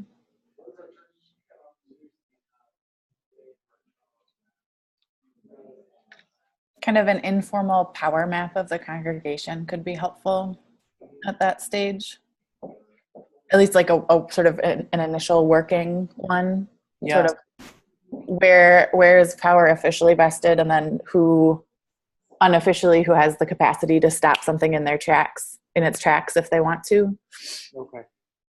Power dynamics in the congregation and funding sources. Mm-hmm. What else would be look at? Well, like I think the community, as in the neighborhood, Mm-hmm. and neighboring churches. Mm-hmm.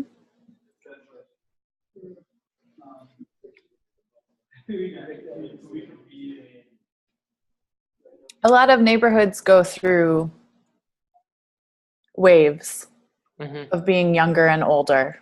Yeah. And that can be part of it. So generational patterns too. Mm-hmm. Mm.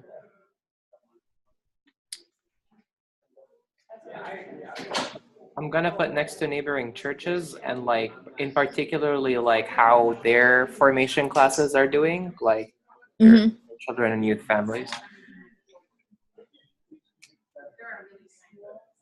Okay. Mm.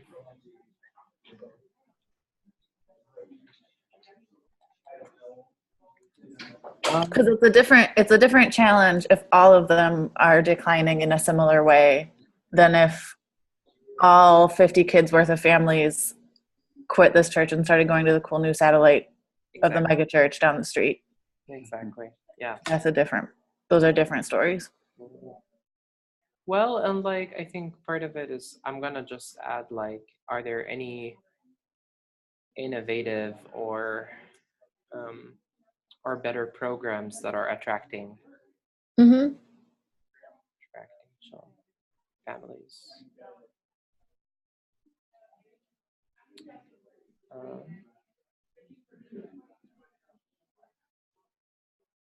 Examining conflict in the parish.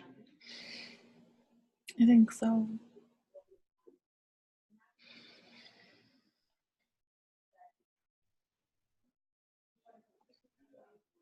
Conflict, and even sort of related to that, even non-conflict leadership changes.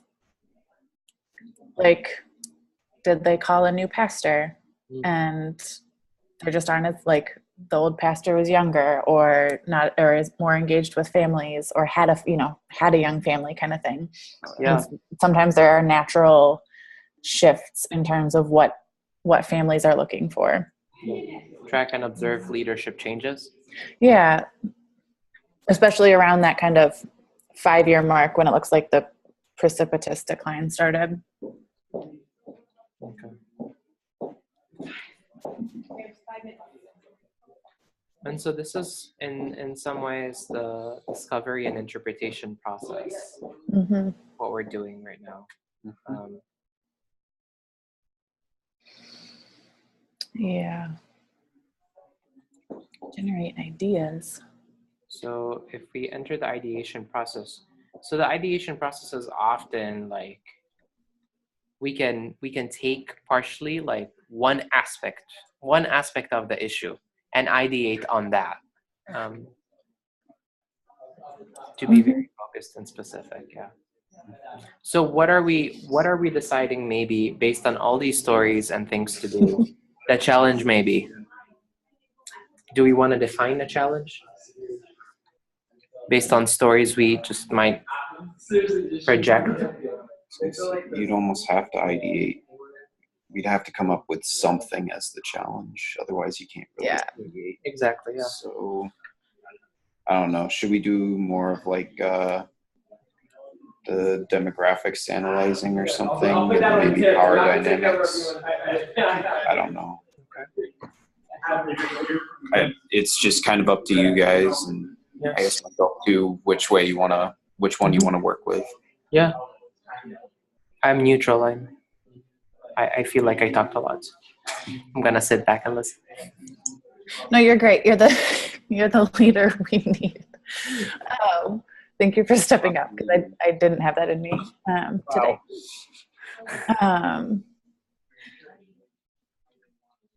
I mean, I think that makes sense. I'm incredibly indecisive around like trivial shit. So absolutely, I think if I could spend the next 20 minutes deciding what our perfect scenario should be before even getting to ideating. So the factors affecting population, decrease in decrease in attendance. Okay. The factors affecting decrease in attendance, decreasing attendance, are demographical changes in the neighborhood, as well as power dynamics and conflict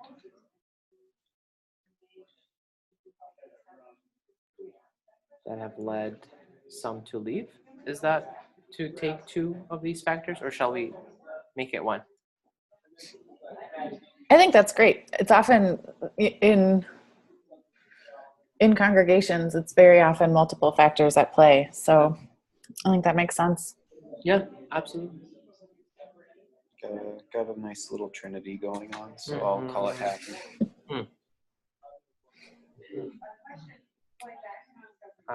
And we want to call it religious conflict or a social conflict, or any?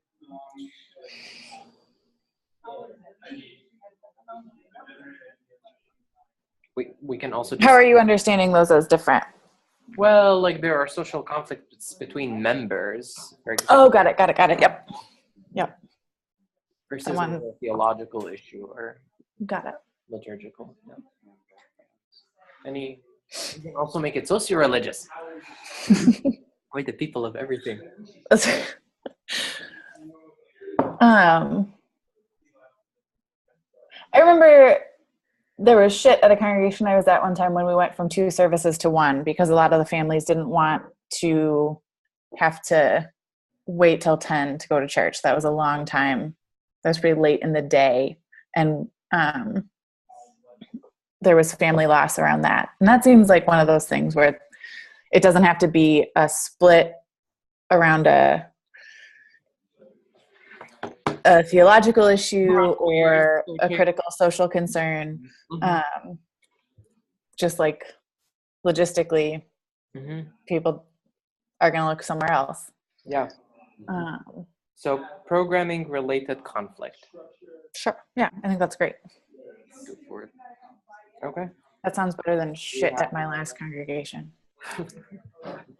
Right. So we've defined the design challenge at this point. So at the next process would be to ideate, which we have 1 minute left, so we don't have time to ideate, right? Shit. Oh, it's okay. I'm not worried about it. Ideating under pressure, man. Yeah, it's fine.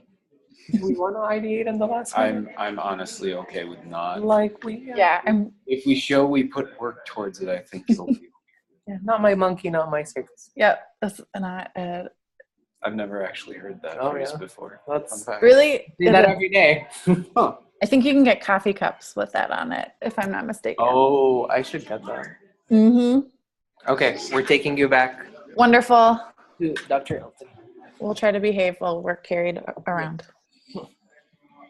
Time to carry 2 people. Good job. Are you ready? Yes. Thank God I don't get motion sick. I can hold you. Okay. Oh. I'll hold you. Oh, that's nice. Good question. They want me to go. They asked me if I'd want to go for a Christmas photo with the campus watch because I'm an alternate at 4. But I don't have to go.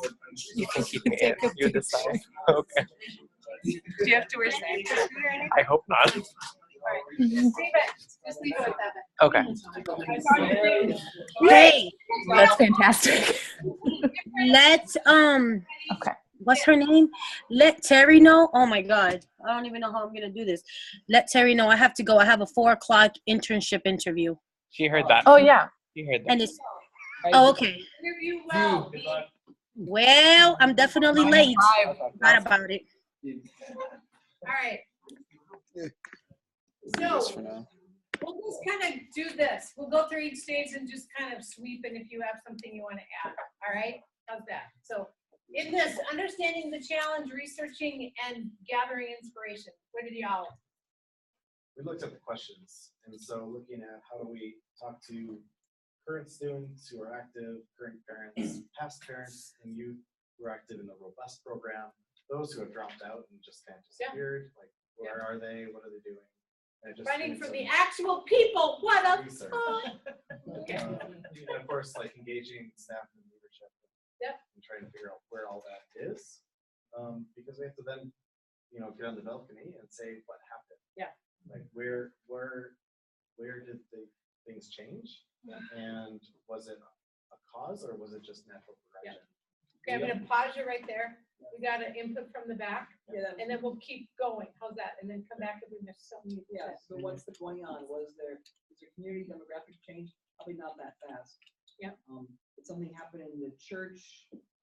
We had 5 pastors in 6 years. So taking that data there and a looking for scandal? themes, Yeah. right? Yeah. Or looking for some kind of moment, scandal, da-da-da-da, okay, right?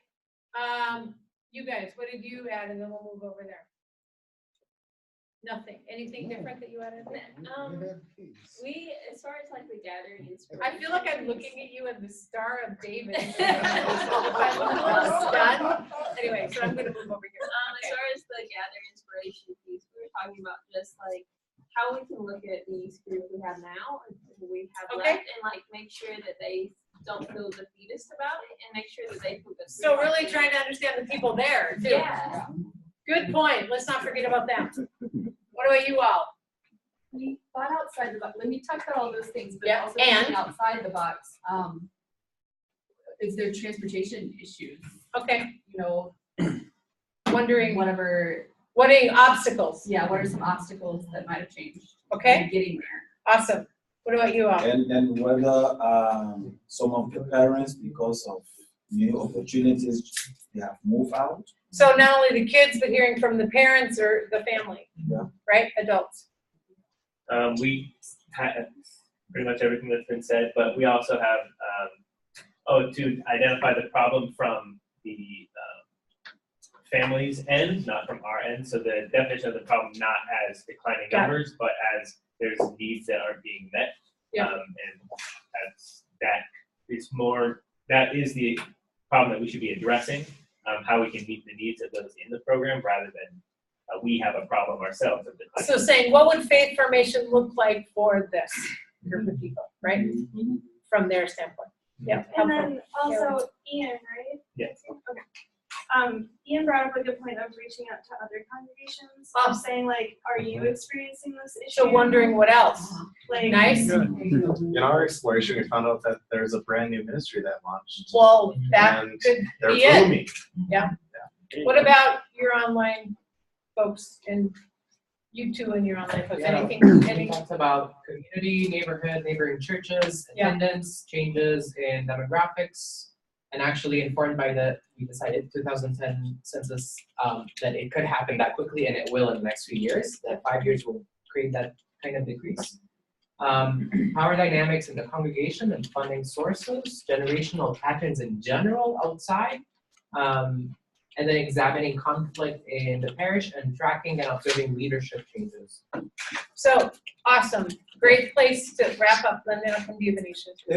Yeah, go ahead. If we are talking about, for instance, a case study in the US, what time of the year are we talking about? Yeah. Yeah. The reason I ask is that where I go to church during the summer, yeah, we have a remarkable drop in communication. Yep. A lot of people. So asking seasonal questions. Right. Yep. Great point, right? To the piece that Flippo's brought up, what I like is to say, what if here are, I'm just say 8, you had probably more than that, 8 lenses we could look at this issue with, right? Demographics, internally what's going on, power, right? Other ministry areas, could be school district, kind of equivalent of other things, right? To say, what if, let's just play with this for a second. Let's say, what if the team that was looking at this saying, all right, there are 8 of us, there are 8 issues. What if we each took one of those issues and began to do some investigation, right?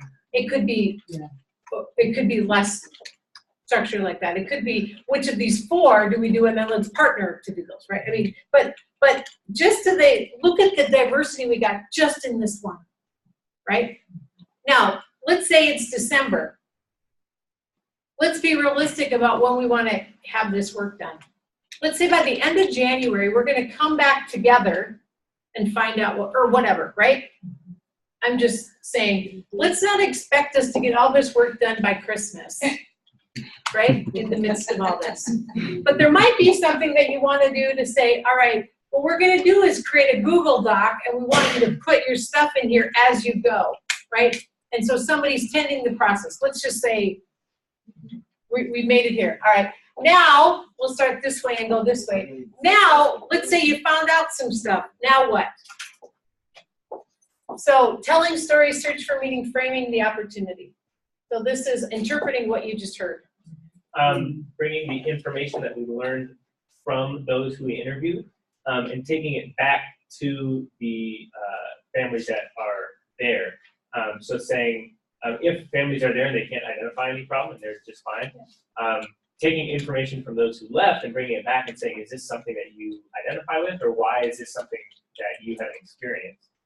So consolidating this, checking back, and maybe with more than one group. Yeah, and maybe you'll find that there are issues that just haven't become prevalent with people who are there, but have potential to be an issue down the road. So you can address them earlier.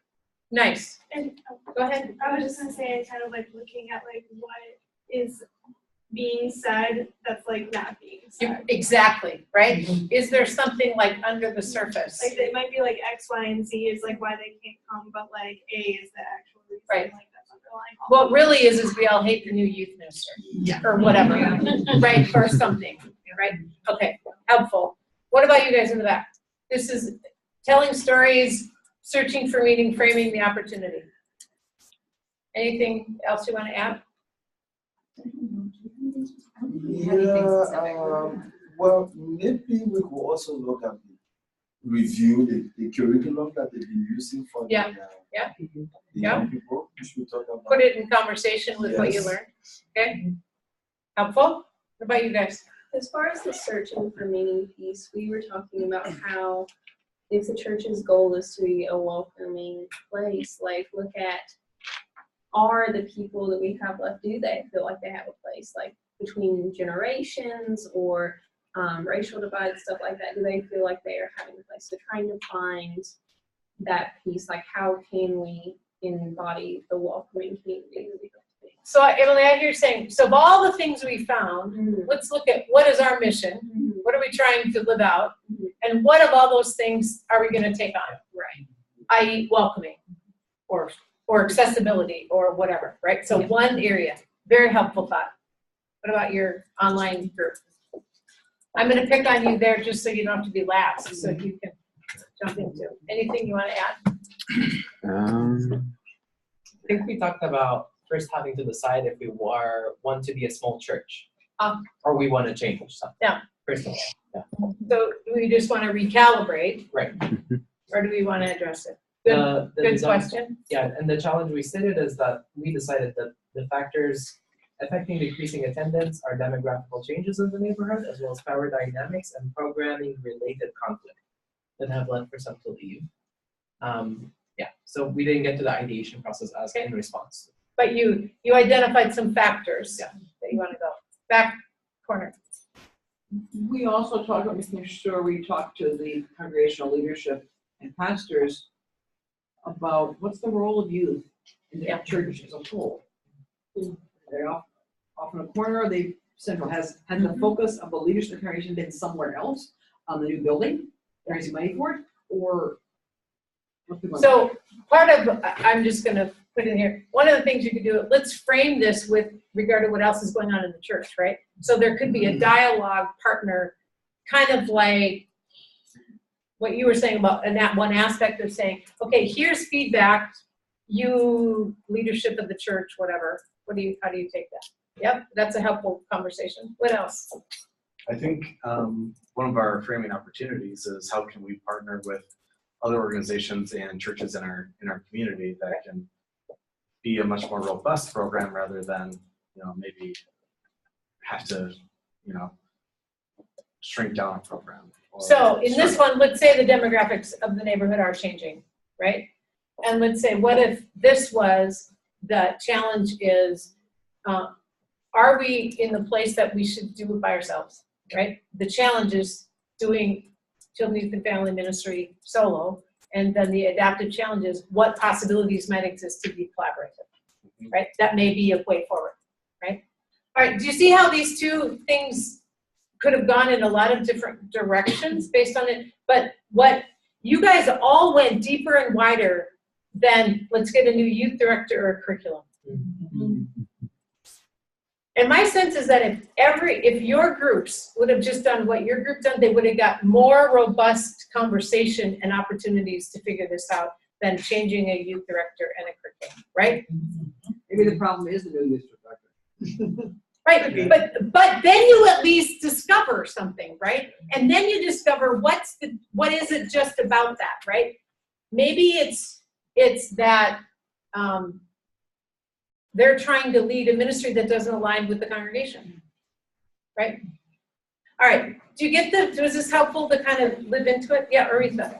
Yeah, I think in my mind, the way the exercise is pretty clear. The number of participants in Sunday school and youth ministry activities has increased over the past 5 years. Until we have the users involved, and then maybe they don't really have problem with the decrease because of the time.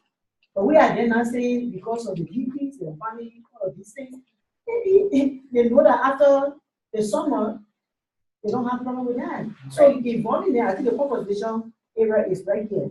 With them and us, we start framing this idea. What is the problem? What the user really need is just bringing solving this problem an issue. So one of the questions is this a problem? Yeah, is that a problem? Right? And what does this mean, right? But it might mean it's not a problem, but then how? So let's use that as the yes or no, So right? But then how do we design ministry for a different thing? Then it sets you on that kind of proactive, right? That's really good. Helpful, thanks you. Go back to your seats. We'll go through a few more things and we'll end. All right, and I'll take our friends back.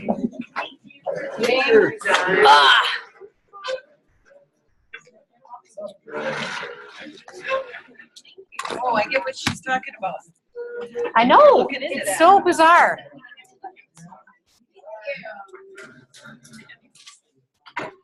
All right.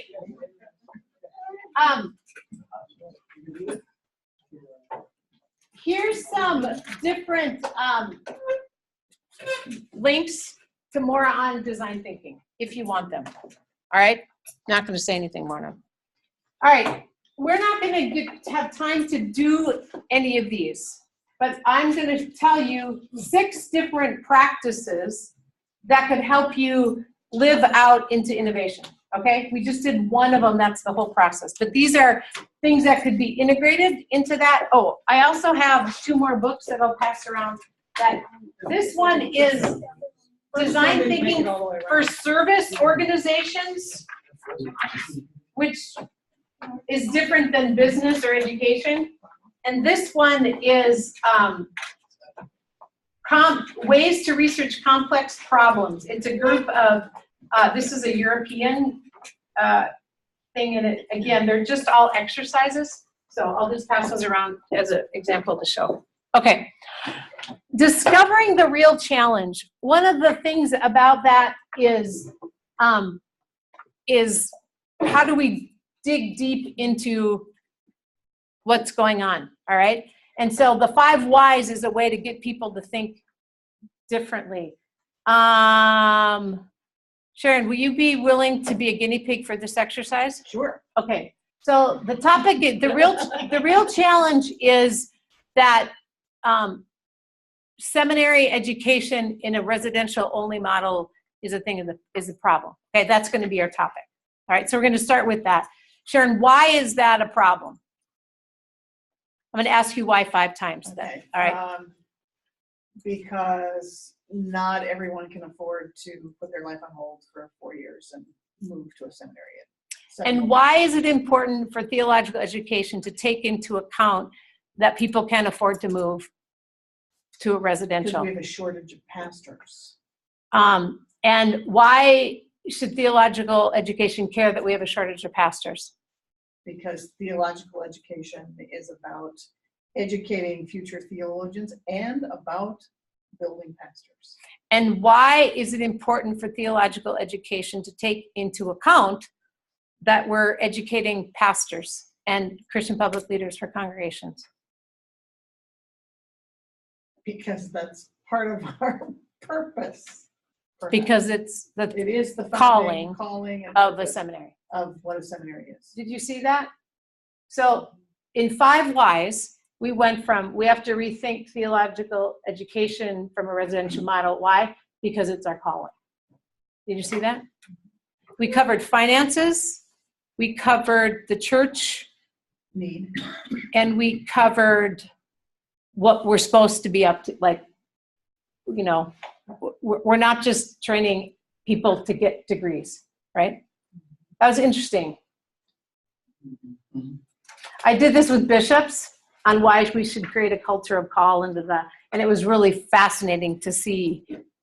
They're like, oh, that was interesting. And they just did a pairs. It was bishops and their staffs talking about what and it was fun to hear their response. So 5 whys, just a way to help you kind of dig underneath, right? To practice that.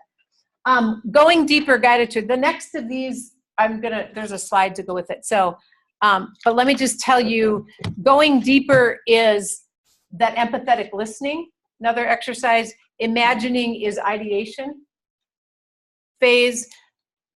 Preparing for possible solutions is kind of testing, as are the others, or the implications. All right, so home tour. This is trying to do it virtually when you should do it in real life. But here's what a guided tour is. So imagine that we're just going to take theological education, okay? Imagine we're doing this and we're trying to understand the user, right? So let's say every faculty and staff of Luther was going to do a guided tour of student living quarters. You were graciously inviting us into your house, all right? So so whoever you imagine this audience is going to be, arrange for a tour of a home or a workplace, if that would be most appropriate, of who you're designing for. Go with another person, so you have 2 people kind of watching and thinking, right? And then have that person just give a tour of the space, all right?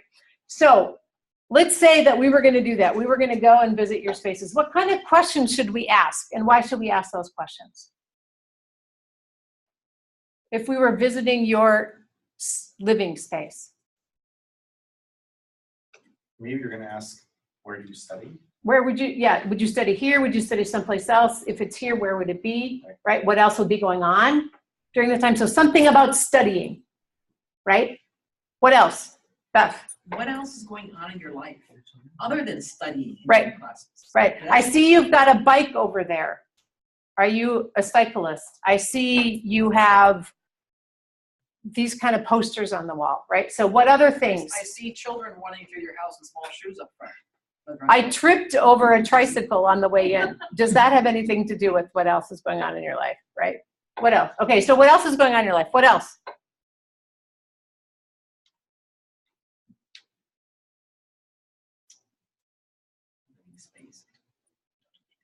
Scheduling, perhaps? Yeah. Like wondering, like, how much time are you in your space? Like, yeah, how much time are you here? What do you, right? How much time do you have for your education versus other things too? How are you getting hither to yon? I see you don't have a garage. How do you get around? I don't know, like, right? I don't know. What else? How does your space suit you well? How does it provide for you well? And in what ways does it not provide you with you? Right. And why would that be an important question? What would it get at in the student's life? Stresses, what else? Yeah, right. Or maybe they're like, well, we're here, but my in-laws are living with us during this time because they're not doing well, right? I mean, like you could find another layer of, we're stressed with space because we're in this thing, or we just relocated and we're in temporary housing, so a bunch of our stuff's in storage, so I'm running back and forth to the storage unit. I don't know. I would look at like prominent places in the house, like say a mantle or something, like on a shelf that is like exactly eye level, because that's typically where people put the stuff they like value the most, or they want to show off, or that might mean something. I see there's a picture of you with a group of people. Who are those people? Yeah. Or I see there's a map of this location. What does that mean, right? That's a beautiful vase. Where did that come from? Oh, that's my grandma, right? Whatever. Awesome, right? Why would you go to someone's home? For a human-centered design thinking. To learn about them. What would you learn? How would learning about them going to their home be different than sitting at the coffee shop at OCC? To see how, what shapes them. And what you see And Kyle, yep, go ahead. And then we'll brings go to Kyle. up questions and reveals things that you won't find in a conversation. So it spurs things that you Yeah. wouldn't have to, Yeah, Kyle. you see them like in their private life more than like who they are in public, because a lot of people are different throughout those two. Right. You while the tour, you may see them interacting with their kids, or right in a way that's more in their natural environment. Right. Yeah. In our other course, we talked about being kind of, is it unusually interested? Or Yes. And going to their house, you see there's more that you can be interested in that would never, that you can be unusually interested in a vase or in a picture that you Yeah. wouldn't have access to in a conversation. Right. Right. So one way to discover, right? That's far more interesting than here are 4 research questions. Can you answer them on an email, right? Okay. Get visual. Brainstorm ideas. So let's say for your faith formation thing, you're thinking about doing something with partnering with Faith at Home. All right? And so you're in the ideation process. Okay? And so you're brainstorming as many things, divergent thinking. You're trying to get as many things as that come up. So what if from that list you took, you voted with your green dots things, you know, like what are the top 10 things, right, that came from that list. And then you had people from the group go and pull images out of what they thought of when they thought of that. So a word now has an image. Are you with me? So this, I just picked Faith at Home. All right. So let's say of those things, then we had Faith at Home. And we have, this is supposed to be A, sorry. I'm like, there's 2 C's. A, B, C, D, E, F, G, and this is H. I can't get my letters. I was cutting and pasting, and so obviously I didn't do a very good job. All right. We're gonna do this, all right? When we're thinking Faith at Home, I want you to do the top 3 that you're like, I would want to pursue more about for this faith formation scenario. Are you with me? That you'd want to be testing. So I'm gonna do this.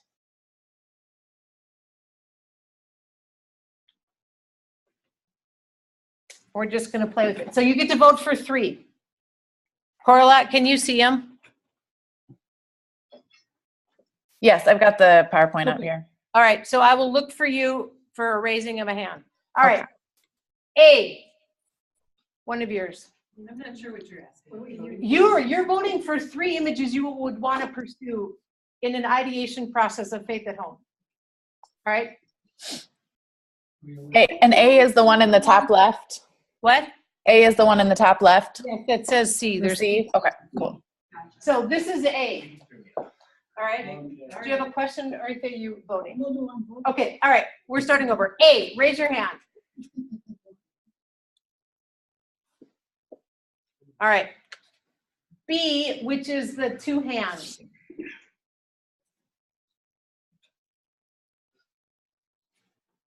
C, which is the Faith at Home with the house.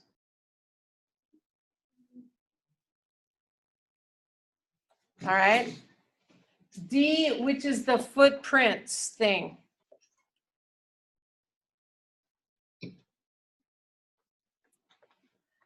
E, which is the hand, and the hand it says pass it on. You can go for 3 or just 3. Yep. Yeah.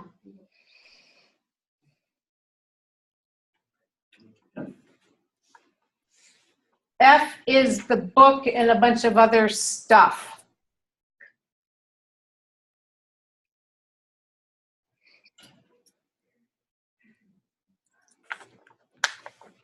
G is the tree.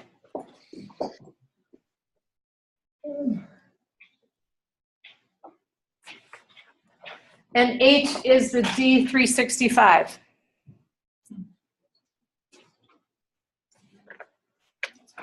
All right, from this, we have 3 that come to the top. B, F, and G. Now what you would do is now you would move forward on those and say, this is like an easy prototyping in the sense that, what was I doing when I was coming up with images? Get in my head for just a minute. When I say faith at home, did a picture come in your mind? Potentially, no? Multiple pictures, right? Some helpful, some problematic. Exactly, right?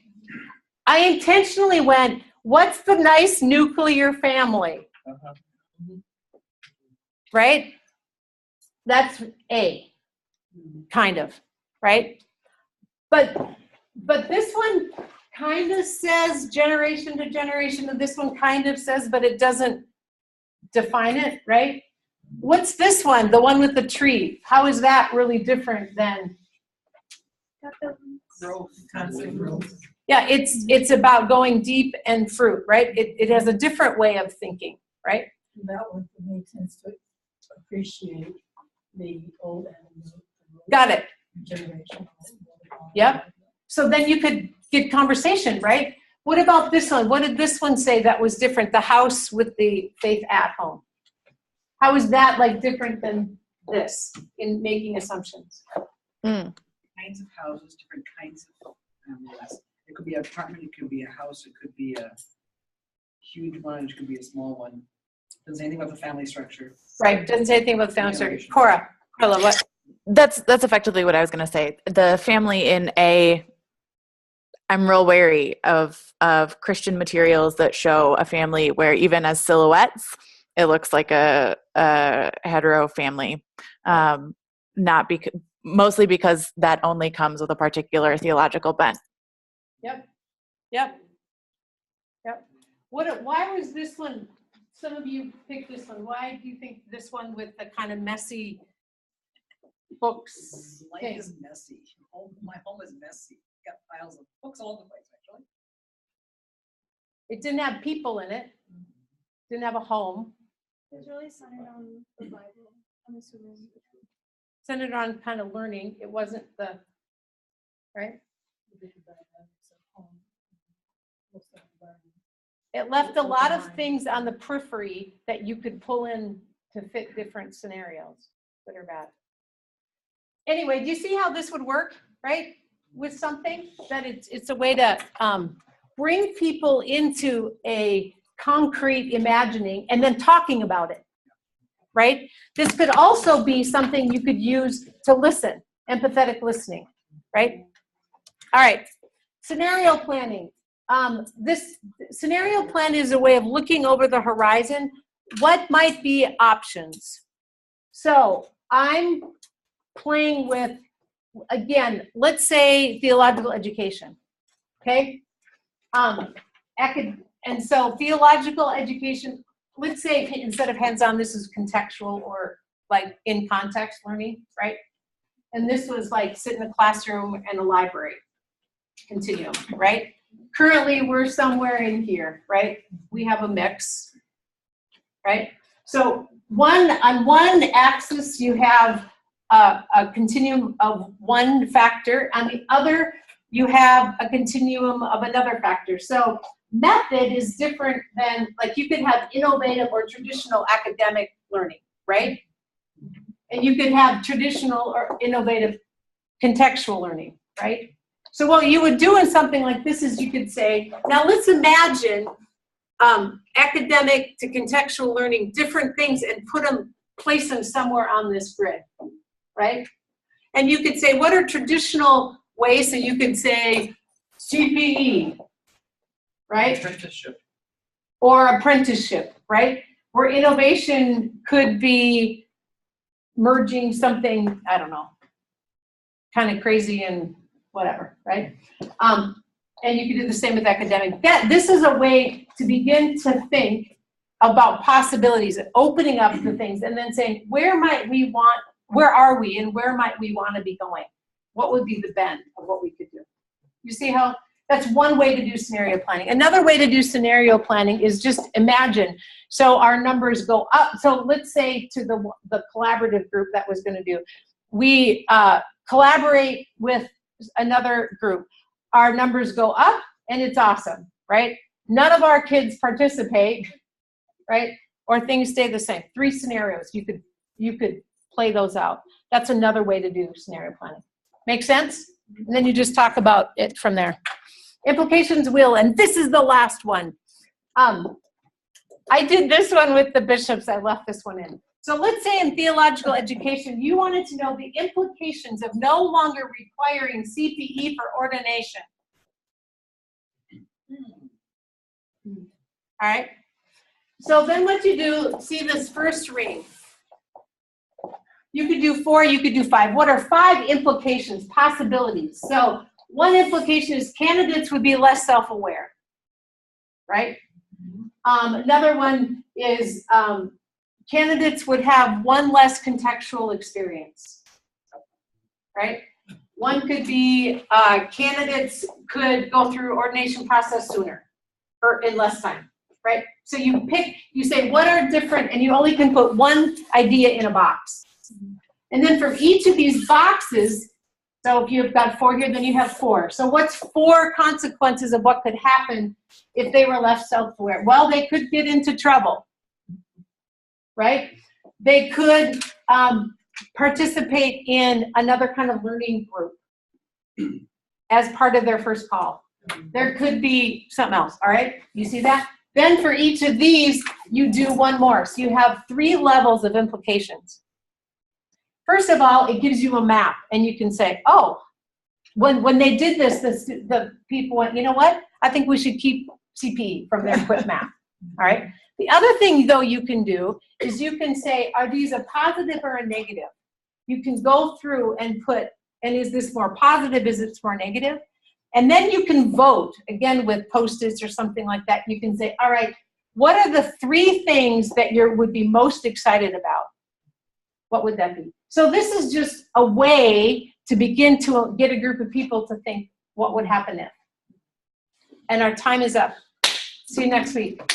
How's that for abrupt ending? But we did it. We got through them all.